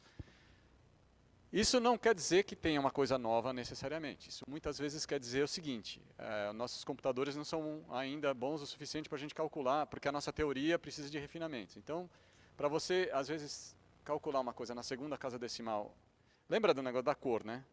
A teoria que cuida dessa parte é cromodinâmica quântica, né? Parece coisa de charlatão que faz, né, vende... Por quê? Porque existe a eletrodinâmica quântica, que é talvez a teoria mais precisa que a gente tem. Você calcula as coisas na 6ª casa decimal, com precisão de 6 casas decimais. Então, assim, e funciona. Isso tem a ver com a característica do tipo de interação que está acontecendo ali. No caso da cromodinâmica quântica, aquela história que eu falei da liberdade assintótica, das cores, das coisas que têm cor não poder sair dos hadrons, os hadrons terem sempre que ser brancos, isso traz uma complicação que dificulta muito a gente fazer cálculos precisos, além da 2ª casa decimal, por exemplo, além da 3ª casa decimal. E aí a gente está tendo os experimentos, principalmente no LHC, que a gente está tendo cada vez mais dados e os detetores cada vez melhores, a gente está começando a ir além dessa precisão, em termos de dados. Então os dados têm uma precisão melhor que a teoria. Então você começa a falar, bom, a minha teoria está aqui e os meus dados estão aqui, com uma barra de erro desse tamanho, tem alguma coisa errada, a gente está descobrindo física nova. Não, se você refizer a conta, só que a barra de erro, é que normalmente teórico não gosta de mostrar barra de erro, mas a barra de erro do teórico é desse tamanho, na verdade, né? Então não tem nada errado, porque eles são a mesma informação ainda. É que acho que teve acho que era um político americano, acho que era desses secretários de Estado americano, não sei se era o Harry Kissinger que morreu ano passado,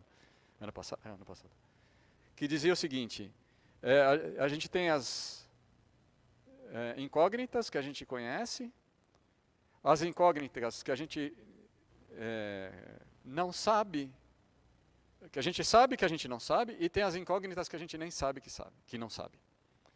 Né? Então, eu acho que tem um pouco disso na hora de calcular a barra de erro de uma teoria, porque às vezes ele tem uma barra de erro ele estima uma barra de erro, mas ele tem as unknowns, né? Ou seja, eles têm o desconhecimento que ele nem conhece. Então tem um pouco disso. Então esse é o problema de você estar na fronteira. O que acontece com frequência é que às vezes você tem flutuações nos dados, ou seja, você está começando a coletar dados numa região de energia que você precisa de muitos dados, então leva muito tempo para você coletar, e aí você começa a popular aquela região. E aí aparece uma flutuação, e aí aquela flutuação faz assim, né? Você começa a ter uns dados, e aí você tem lá um negócio, aí ele tem uma flutuação, começa a flutuar, e ele faz assim. Aí ele faz essa flutuaçãozinha aqui maior. Aí alguém fala assim, aqui tem uma partícula. Só que a gente fala em número de sigma, né? O que é o número de sigma? O número de sigma é o tamanho, você tem uma incerteza, é associado ao seu experimento. Então esse sigma seria o equivalente ao desvio padrão daquela medida. E aí você tem essa medida aqui. Ela só pode ser levada a sério depois que a significância, o que quer dizer a significância? Que o tamanho do sinal que tem aqui dentro, dividido pelo teu sigma, dá um número maior que 5. Tá? Isso significa o quê?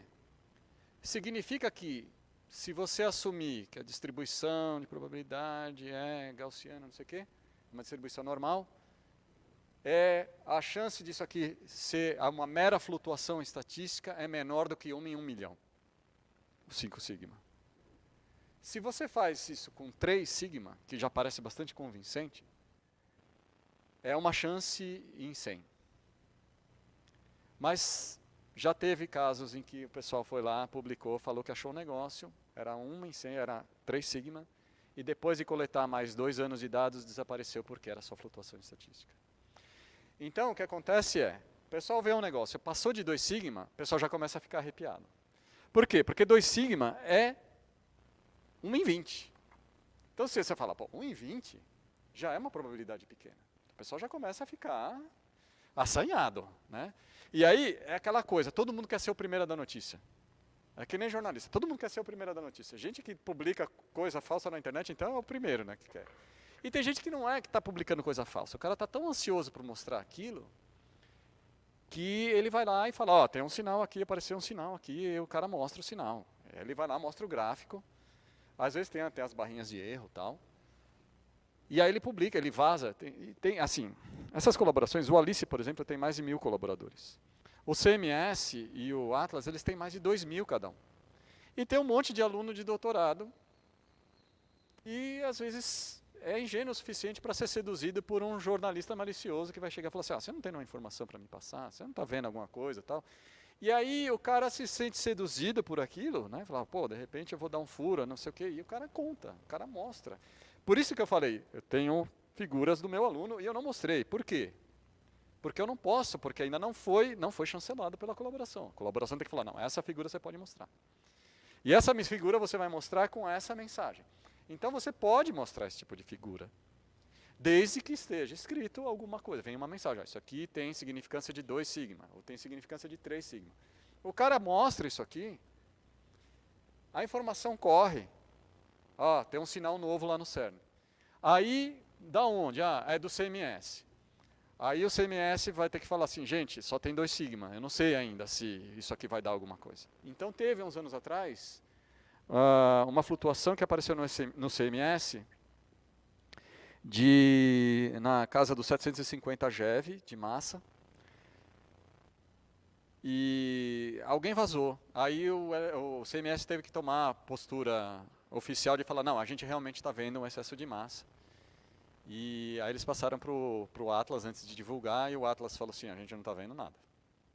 Então, assim, os 2 experimentos fazem basicamente a mesma coisa, né? Eles são concorrentes, vamos dizer assim. O Alice não faz, a gente não concorre com esses 2. Mas eles meio que competem e colaboram entre si. Então eles querem ser o primeiro a mostrar. E o Atlas falou, a gente não está vendo nada. Vocês estão vendo flutuação estatística. E não deu outra. Passou, acho que mais 2, 3 meses de aquisição de dados, desapareceu, era flutuação estatística. Então tem um pouco disso. Tem maldade, tem sacanagem, tem fake news, mas tem isso. Tem coisa que realmente tem um fundo de verdade sobre o buraco negro. O buraco negro é uma delícia, essa história, né? Porque quando o LHC foi começar a funcionar, não vai acabar com o mundo e tal. E o cara que começou a história era um professor de ciências do ensino médio dos Estados Unidos, e o cara não entendia nada. Mas ele tinha um diploma de ter se formado com majors em physics. Só que ele talvez soubesse alguma coisa de física, mas não dessa física. E ele leu um artigo de um cara que estava falando sobre buraco negro, mas era um tipo de buraco negro que não acreta a matéria. É um buraco negro que evapora depois. Né? Aí ele leu o buraco negro e falou assim, o mundo vai acabar. Né? Então se pode produzir um buraco negro, o mundo vai acabar. E aí foi essa história, espalhou e tal. O que acontece de verdade é o seguinte.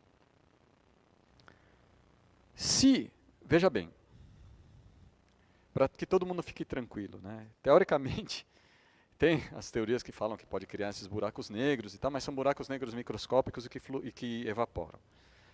Primeiro de tudo, o buraco negro é uma coisa que é um objeto que aparece na teoria da relatividade geral. Ele é uma singularidade, eles existem de fato,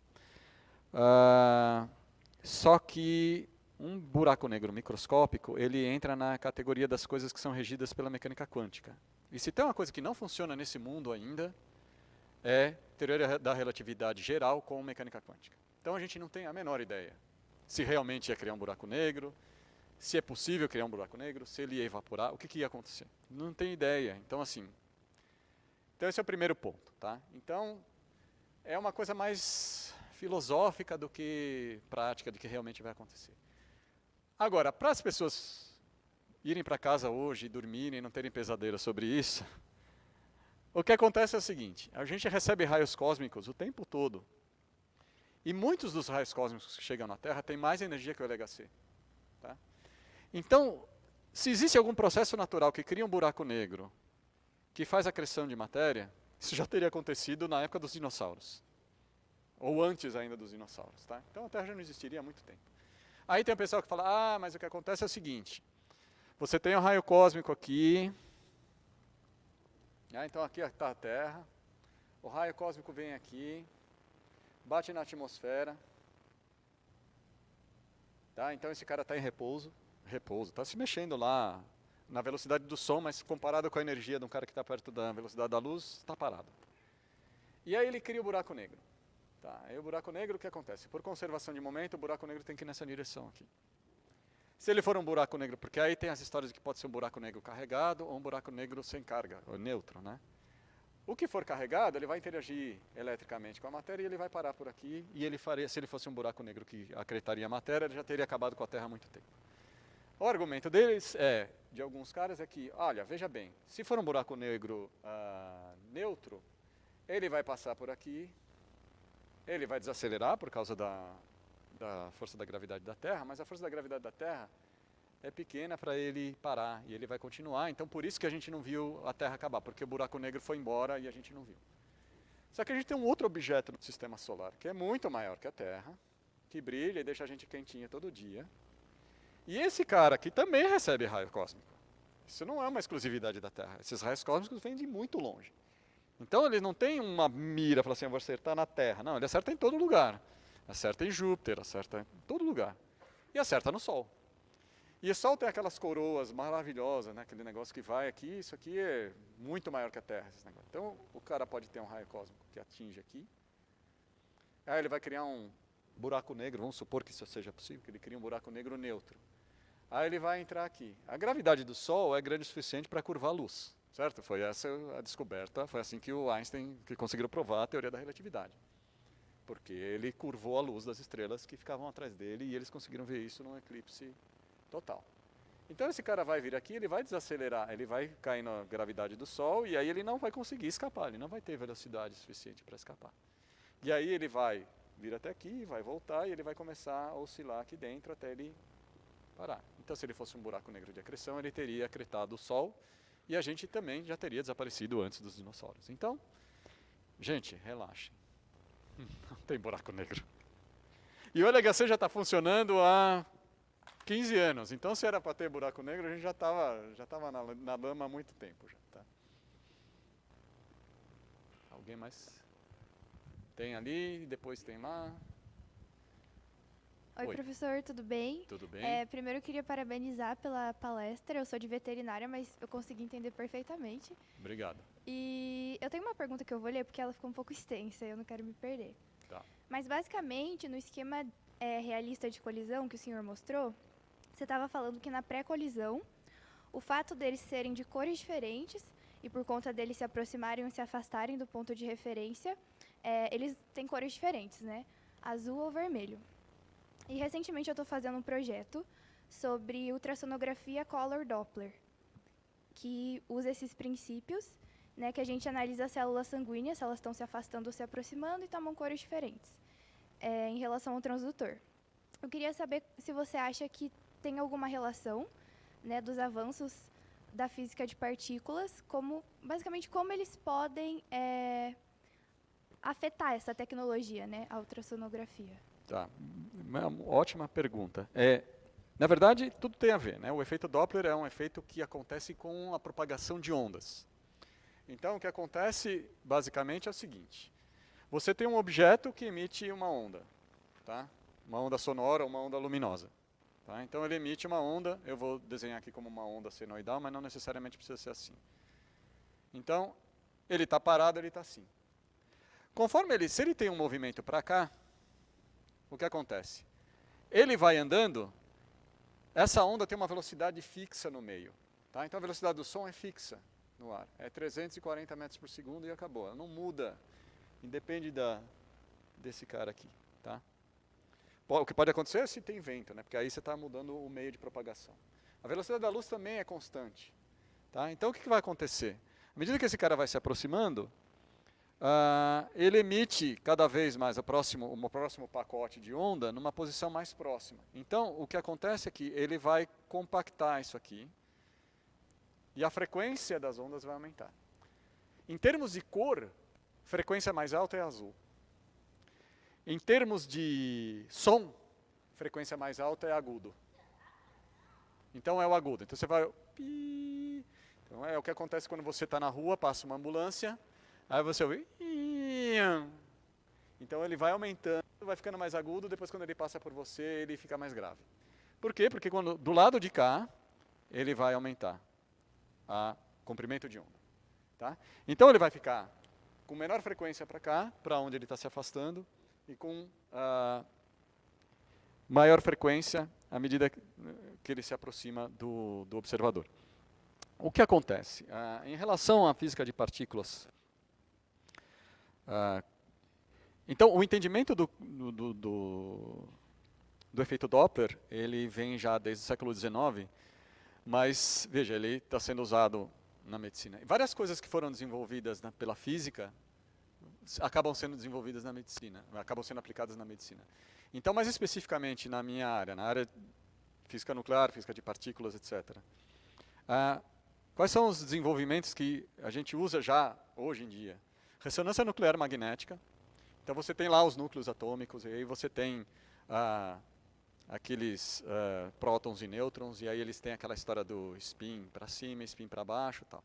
E aí você coloca a pessoa, ou o objeto, porque não é só gente que faz, não é só para pessoas, né, mas eu estou pensando agora em medicina, então é uma pessoa, você coloca a pessoa ali dentro.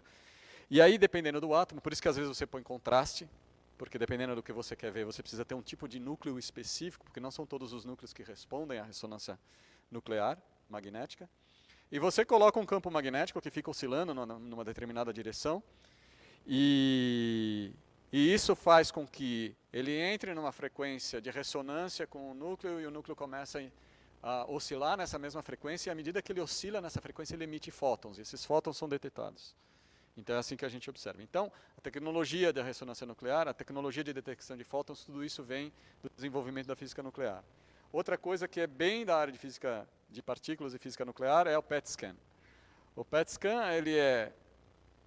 você tem positron emission technology. Então você põe lá um negócio que vai emitir um positron. Então, eventualmente, você vai detectar o positron. O mais provável que vai acontecer é que o contraste vai emitir um pósitron, o pósitron vai interagir com o material, com as moléculas do corpo do paciente. Então você tem uma molécula com vários átomos, você tem um monte de elétron passando ali, o pósitron é a antipartícula do elétron, o pósitron vai encontrar um elétron no meio do caminho, eles vão bater, vão se aniquilar, e aí eles vão produzir um par de fótons de 511 keV, 511 kV. E aí, por conservação de momento, tem que ir um para cada lado. E aí você tem um detetor imenso, e você tem um cara aqui, outro cara aqui, você passa a linha. Aí você vai ter, só que não vai acontecer uma colisão, você vai ter 200, você vai ter vários elétrons, vários pósitrons colidindo com elétrons naquela região, e aí o que vai acontecer?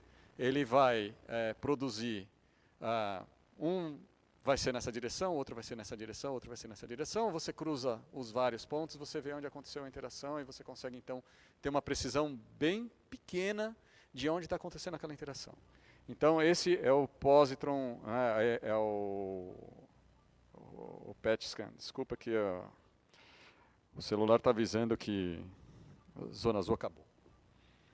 Então, se vocês... Atenção, cuidado, hein? Daqui a pouco eu passo o carro da CET lá para multar. Eu vou pedir para minha esposa colocar mais 1 hora para a gente lá, senão a gente vai ser multado também. Bom, não, peraí, só mais uma coisa. Tem mais uma coisa, eu já vou te passar a palavra. Só a última coisa que foi desenvolvida já para o LHC, que é um tipo de detetor que a gente usa para calorímetro, que é um cristal de tungstato de chumbo, se eu não me engano é o nome. Que ele é um cristal que ele tem uma densidade equivalente a de um ferro, então ele pesa, você pega é um negócio que parece um vidro, ele é transparente como um vidro, e você pega ele pesa como uma barra de ferro. Tá? E ele é usado, o primeiro país, é isso que eu falei da associação do Brasil com o CERN. O primeiro país que eles usaram isso para um mamógrafo foi Portugal. Então eles fizeram um mamógrafo com esse material porque ele aumentava a precisão do tamanho dos tumores que podiam ser detectados para 1 milímetro de diâmetro. Tá? E o primeiro lugar que foi implementado isso foi em Portugal, e isso foi feito porque Portugal era membro associado do CERN. Eles são membro full, nós somos associados, eles são membro total, completo. Tá? Então era isso. Você fazer um comentário? Pega o microfone ali. Então, um breve comentário, né, pegando um pouco esse gancho do Mauro, mas um dos cursos mais recentes que a gente tem na USP é o curso de Física Médica, que é uma parceria então entre o Instituto de Física e a Faculdade de Medicina, que basicamente, né, desenvolve, né, e dessa linha dessas tecnologias que o Mauro estava comentando. Acho que tem o Egídio ali, quer falar? Lá, o Egídio de rosa com a camiseta rosa. Pode ir primeiro. É que ela está mais perto, então é mais fácil. Você aproveita e já leva para o Egídio lá, pronto. Aí. A minha dúvida é leiga, assim, eu queria uma ordem de grandeza. Você já falou que vocês têm 1 mês, né, no laboratório. Isso. E quando você fala de uma colisão, a gente está falando de quantas acontecem nesse mês? É uma ótima pergunta também. O que acontece é o seguinte, quando a gente coloca o feixe dentro do LHC, então como é que funciona? Você tem um acelerador, aí esse acelerador dá uma certa energia, você coloca no booster, aí o booster coloca no PS, então você vai aumentando a circunferência, por quê? Porque aqui você aumentando a energia, porque você tem mais espaço para acelerar. Aí depois do booster para o SPS, aí depois do SPS para o LHC. Tá? E aí o que acontece? Você vai fazendo isso em pacotinhos, você vai enchendo os caras aqui, ficam vários pacotinhos ali. E aí eles vão enchendo, enquanto não enche não está colidindo. Porque o controle central do LHC ajusta os ímãs para as colisões não começarem. Tá? Aí eles vão enchendo, quando encheu, a gente chama de fill, ele encheu, aí eles fazem os últimos ajustes ópticos e começa a colisão. Eles começam a fazer essas colisões, às vezes dura um fio desses pode durar até 24 horas, às vezes até mais. Em média dura 12 horas, né? Porque às vezes dura pouco, dá algum defeito na máquina, tem que jogar fora, enfim. Em média dura 12 horas. E o que acontece? Você tem... aqui você tem um Atlas, aqui você tem um Alice. Tá? E eles chamam de bunch crossing, significa o seguinte: você tem uma parte que está sendo acelerada nessa direção. Você tem um que está sendo acelerado nessa direção. E o outro está sendo acelerado nessa direção. Tá? E aí, você tem esses pacotinhos aqui, que chamam de bunches. Cada pacotinho desse aqui tem mais ou menos 10 a 12 ou 10 a 13 prótons, ou 10 a 10 núcleos de chumbo. Então você tem centenas ou milhares de pacotinhos girando numa direção, centenas ou milhares de pacotinhos girando na outra direção, e aí eles são colocados para bater aqui. Então, quando esses pacotes se cruzam, esses bunches, eles chamam de bunch crossing. A distância em tempo dos bunch crossings é de 25 nanosegundos. Nanosegundos é 10 a menos 9. Tá? Então, o Alice, ele tem um pouco de medo de muita colisão. Então, o LHC desfoca o feixe e a gente tem menos colisões aqui. Aqui é um bunch crossing a cada 25 nanosegundos. Aqui a gente tem um bunch crossing a cada 25 nanosegundos, mas aqui eles fazem uma engenharia de um jeito que passa um bunch do azul e vazio do vermelho. Então não tem colisão. Aí depois passa um outro do vermelho e um vazio do azul. E aí tem um dos dois. Então aqui a gente tem um intervalo um pouco maior, mas a gente faz alguns milhões de colisões por segundo. Então nem todas elas são úteis, tá? Tem muita colisão que a gente joga fora. Mas a gente armazena em um mês da casa de chumbo-chumbo, da casa de bilhões de colisões. Agora é o Egídio. Talvez você tenha já respondido em parte à minha pergunta. Sabemos que um dos maiores problemas da humanidade hoje é a produção de energia limpa. E a maior fonte de energia limpa conhecida é a fusão nuclear. As pesquisas sobre o controle da fusão nuclear demandam investimentos enormes e contribuições provavelmente de vários campos. Quanto aquilo que nós vimos hoje, que é mais física teórica, pesquisa em física teórica, partículas, etc., contribuem para a pesquisa mais de física aplicada, que é a produção de alguma coisa como a energia limpa? Olha, é uma boa e interessante pergunta. O que a gente aprende é como os núcleos interagem, né? Então, o que a gente precisa saber é de que maneira a gente pode montar um sistema em que a gente aumenta a chance de produzir a fusão nuclear de forma controlada. O problema é que esse conhecimento a gente já tem na prática. Então, o entendimento de como funciona o núcleo, de como a gente faz a fusão nuclear, ele já está controlado. O problema é um desafio mais tecnológico, de como você fazer essas reações de maneira controlada, e mais do que fazer de maneira controlada, fazê-las de tal forma que elas sejam sustentáveis, no sentido de que elas deem mais energia do que a gente coloca para produzir. Então, pela primeira vez, o ano passado, se não me engano, pela primeira vez, um experimento no laboratório Lawrence Livermore, nos Estados Unidos, conseguiu fazer, de maneira inequívoca, uma produção de energia maior do que o input.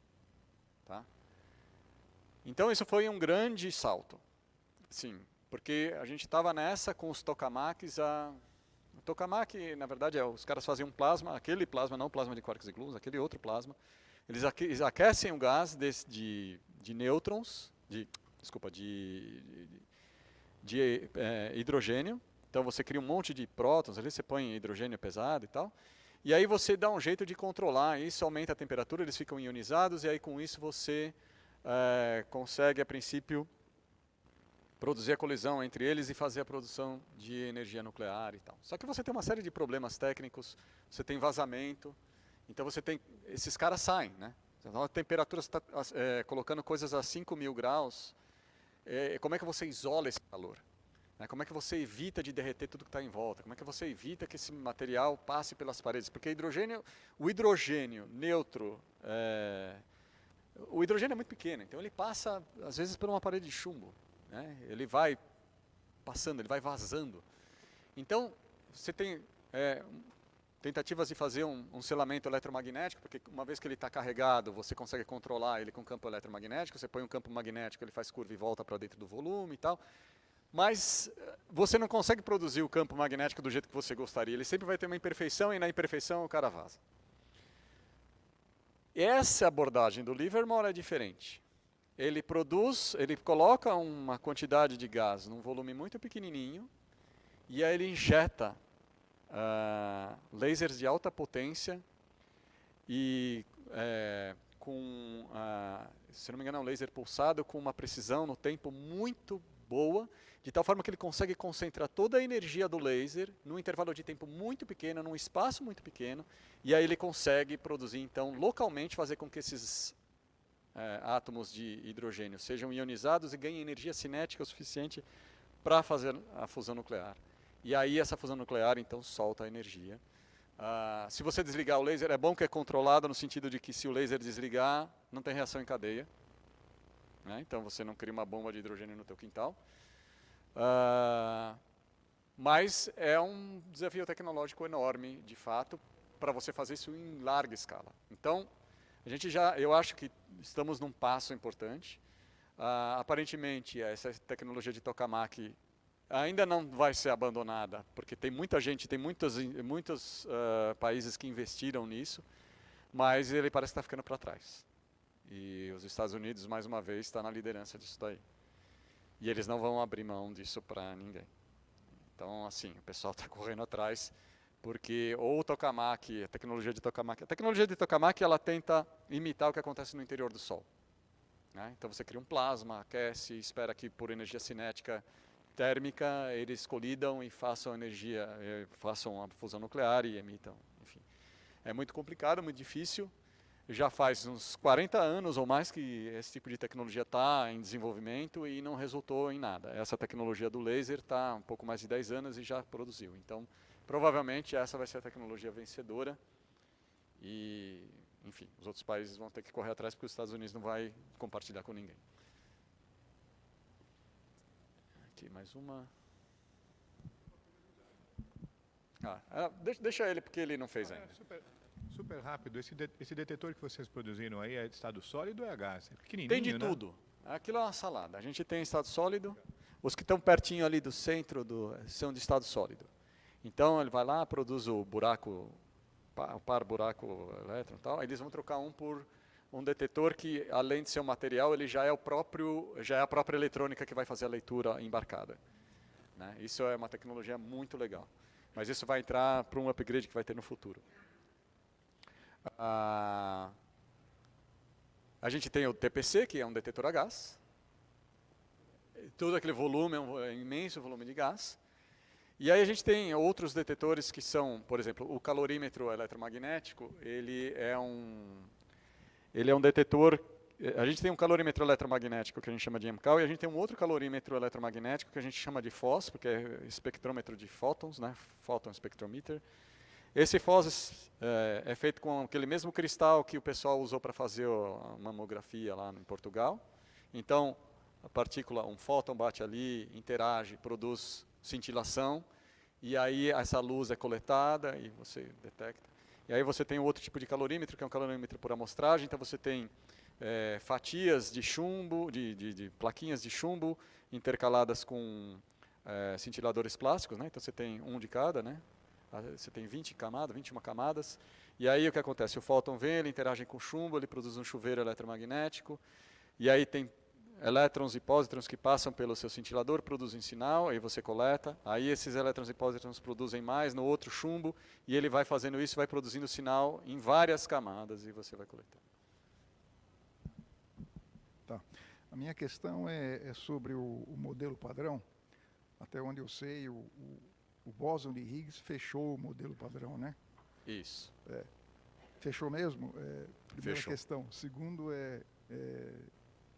existem dúvidas ainda sobre a validade desse modelo padrão? Está sendo questionado? Sim, desafios aí?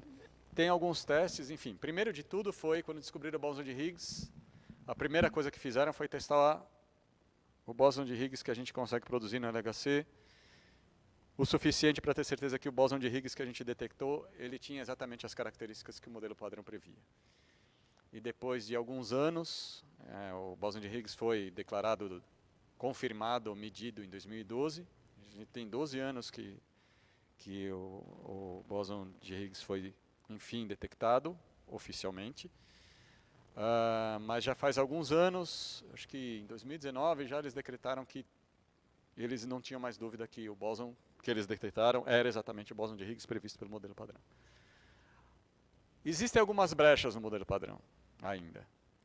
Tem brechas principalmente no setor de neutrinos, porque como os neutrinos oscilam, por que eles têm a massa daquele jeito, tem uns fatores ali que pode ter um sinal de que tem alguma interação a mais escondida que a gente não sabe. Razões de decaimento, então, por exemplo, a forma como decaem certas partículas, elas deveriam decair de um determinado jeito no modelo padrão e elas são observadas a decair um pouquinho diferente. Essa pequena diferença pode ser indicação de que tem alguma coisa ali que não é do modelo padrão. Uma outra coisa que tem é o experimento do momento magnético giroscópico lá do muon, em que ele tem uma previsão, o modelo padrão tem uma certa previsão, e ele está em tensão com a teoria, então pode ser que tenha uma física nova ali, mas é aquele negócio que eu falei, o pessoal começou a refazer as contas, usar mais computadores, e aí, a princípio, poderia ter alguma coisa que não estava bem determinada, então existe uma possibilidade, ainda não decretaram que tem coisa nova ali, porque existe o pessoal da parte de teoria está correndo atrás e está fechando o gap, está fechando a distância. Então, cena dos próximos capítulos, não dá para saber ainda. O modelo padrão não prevê, assim, tudo que a gente vê corresponde só a 5% da energia e massa do universo. Tá? Tudo que o modelo padrão prevê, tudo que o modelo padrão descreve é o que a gente chama de matéria visível. Existem mais ou menos 20 a 25% do que se chama de matéria escura, né? Ou seja, o balanço de energia, matéria e energia no universo, tem alguma coisa que a gente chama de matéria escura. Por que a gente fala que é matéria escura? Porque a gente observa em corpos grandes como galáxias que elas se comportam como se tivesse mais alguma coisa ali dentro, que exerce gravidade ao redor, exerce gravidade na luz que vem de outras estrelas, faz a curvatura das galáxias que vem de trás. Então você está olhando uma galáxia aqui, mas você tem outra galáxia lá muito mais atrás. E aí a luz dessa galáxia passa pelo que essa deformação do espaço-tempo, se chama lente gravitacional. E a lente gravitacional ela vai depender da quantidade de massa que você tem na estrela que está servindo como lente, na galáxia que está servindo como lente. E aí o que você observa é que a curvatura é maior do que a massa visível daquela galáxia. Então tem mais massa ali. Tem outras evidências.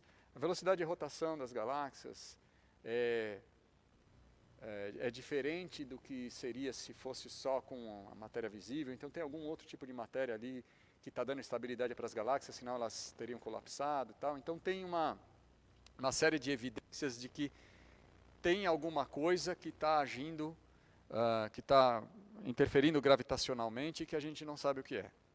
Tá? Então tem uma série de hipóteses. E uma das hipóteses é que exista algum tipo, existem hipóteses mais triviais, tipo, tem mais planeta do que a gente imagina. E planeta não emite luz, a gente não vê esses planetas. Tem buracos negros flutuando ali no meio. Um monte de massa que não emite luz. Buracos negros de menor tamanho, né? Não esses supermassivos. Buracos negros do tamanho do Sol, sei lá. Você pode ter um monte de buraco negro ali. Mas existe uma série de contas que dizem que isso não daria explicação suficiente, não seria o suficiente. Então que talvez tivesse algum tipo de matéria, constituído de algum tipo de constituintes mais básicos, que a gente simplesmente não vê. E isso é uma coisa que o LHC também está buscando, né? Essas partículas. Então tem extensões do modelo padrão que buscam partículas supersimétricas, outras coisas assim. Tem uma série de previsões. Essa supersimetria tem sido testada desde que o LHC começou a funcionar e não se descobriu nada até agora. Então o pessoal diz que a SUSY, eles chamam de supersymmetry, né? S-U-S-Y, né? Ou S-U-S-Y, SUSY, que a SUSY já morreu, vocês esqueceram de enterrar. É lógico que o cara que ganha a bolsa dele por causa do modelo de SUSY não quer que a SUSY morra, né? Porque não quer ficar desempregado. Mas então tem uma certa relutância. O pessoal investiu muito ao longo do tempo antes do LHC funcionar e era uma coisa assim, era dado como certo que iam descobrir a SUSY, porque ela é uma extensão do modelo padrão que é muito, assim, muito óbvia. Mas em ciência, se você não mediu, nada é certo. Então foi um choque, tem um pessoal lá que está meio... Tem até acho que é o... Eu não lembro o primeiro nome dele, o Ellis, acho que é... Não sei se é o Richard Ellis. Não sei se é Richard Ellis, acho que é Richard Ellis, que é um teórico muito famoso lá do CERN. Ele se aposentou, tá? Mas ele estava lá, eu vi ele esse ano lá, estava lá ainda. Puseram um esqueleto na frente da sala dele e colocaram uma plaquinha escrito SUSY, porque ele é dessa parte de supersimetria. E ele, muito super bem humorado, botou o negócio dentro da sala dele lá e tira foto com o SUSY. Então é isso, a gente tem essa... Existem teorias alternativas que dizem que, na verdade, a teoria da relatividade precisa de pequenas correções e essas pequenas correções no modelo de gravitação que a gente está usando atualmente seriam suficientes para explicar essas variações que a gente vê. E tem a energia escura que está nesse mesmo pacote, que a gente não sabe o que é, ninguém tem ideia do que é, tem muita pesquisa sobre isso, mas também esse mesmo pessoal que fala que você precisa corrigir a teoria da relatividade, coloca a energia escura nesse pacote aí e fala, bom, essas coisas aqui podem ser explicadas, não tem nada a ver mais com o modelo padrão, não tem nada a ver com partículas, é só a forma como a gente está analisando os dados, porque a gente está usando uma teoria que precisa de uma correção, e se a gente for colocar essa correção nessa teoria, aí tudo vai encaixar e não vai ter necessidade de nenhuma partícula nova. Tem um rapaz ali também, leva para ele lá.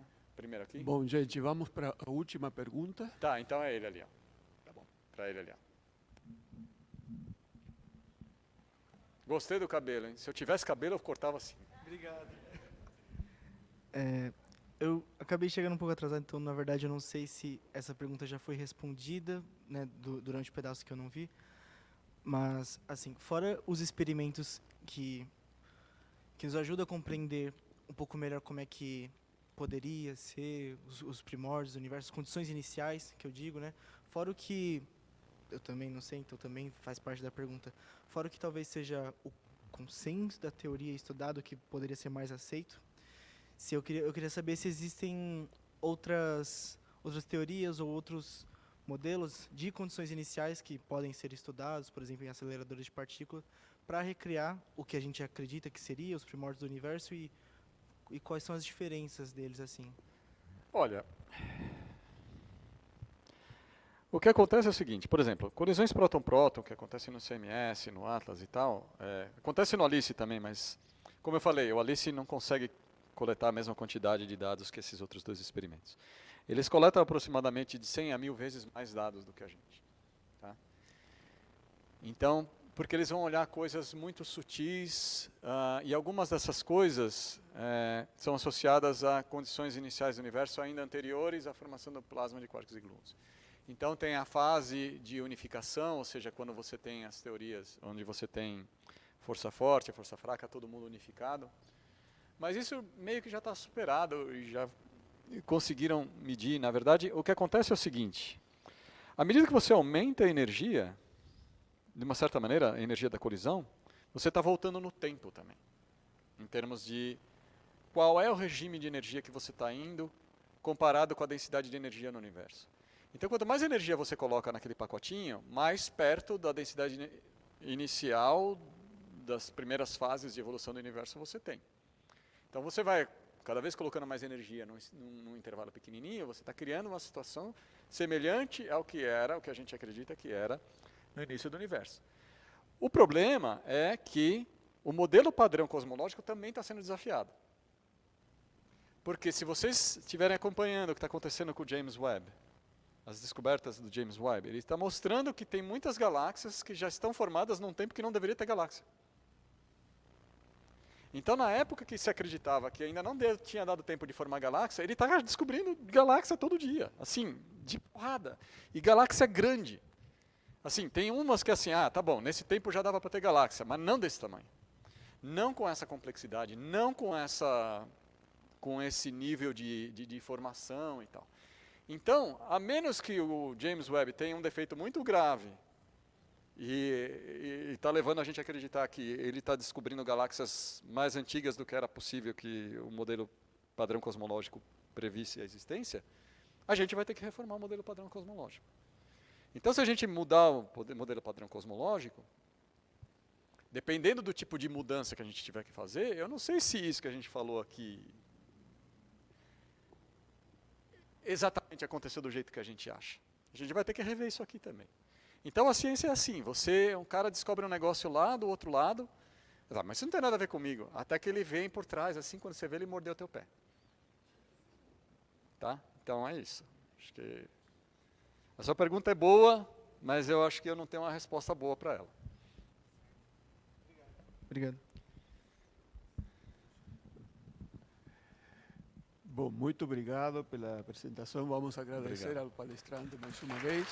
Certo?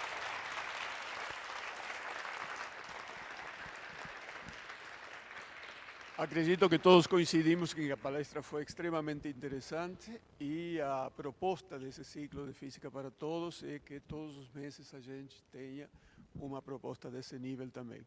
Então, já convido todos vocês para a palestra do 14 de setembro, certo? Espero voltar a vê-los e esperamos que esse dia não tenha chuva, não tenha frio, tá? Mas, com certeza, teremos uma palestra excelente também. Muito obrigado a todos.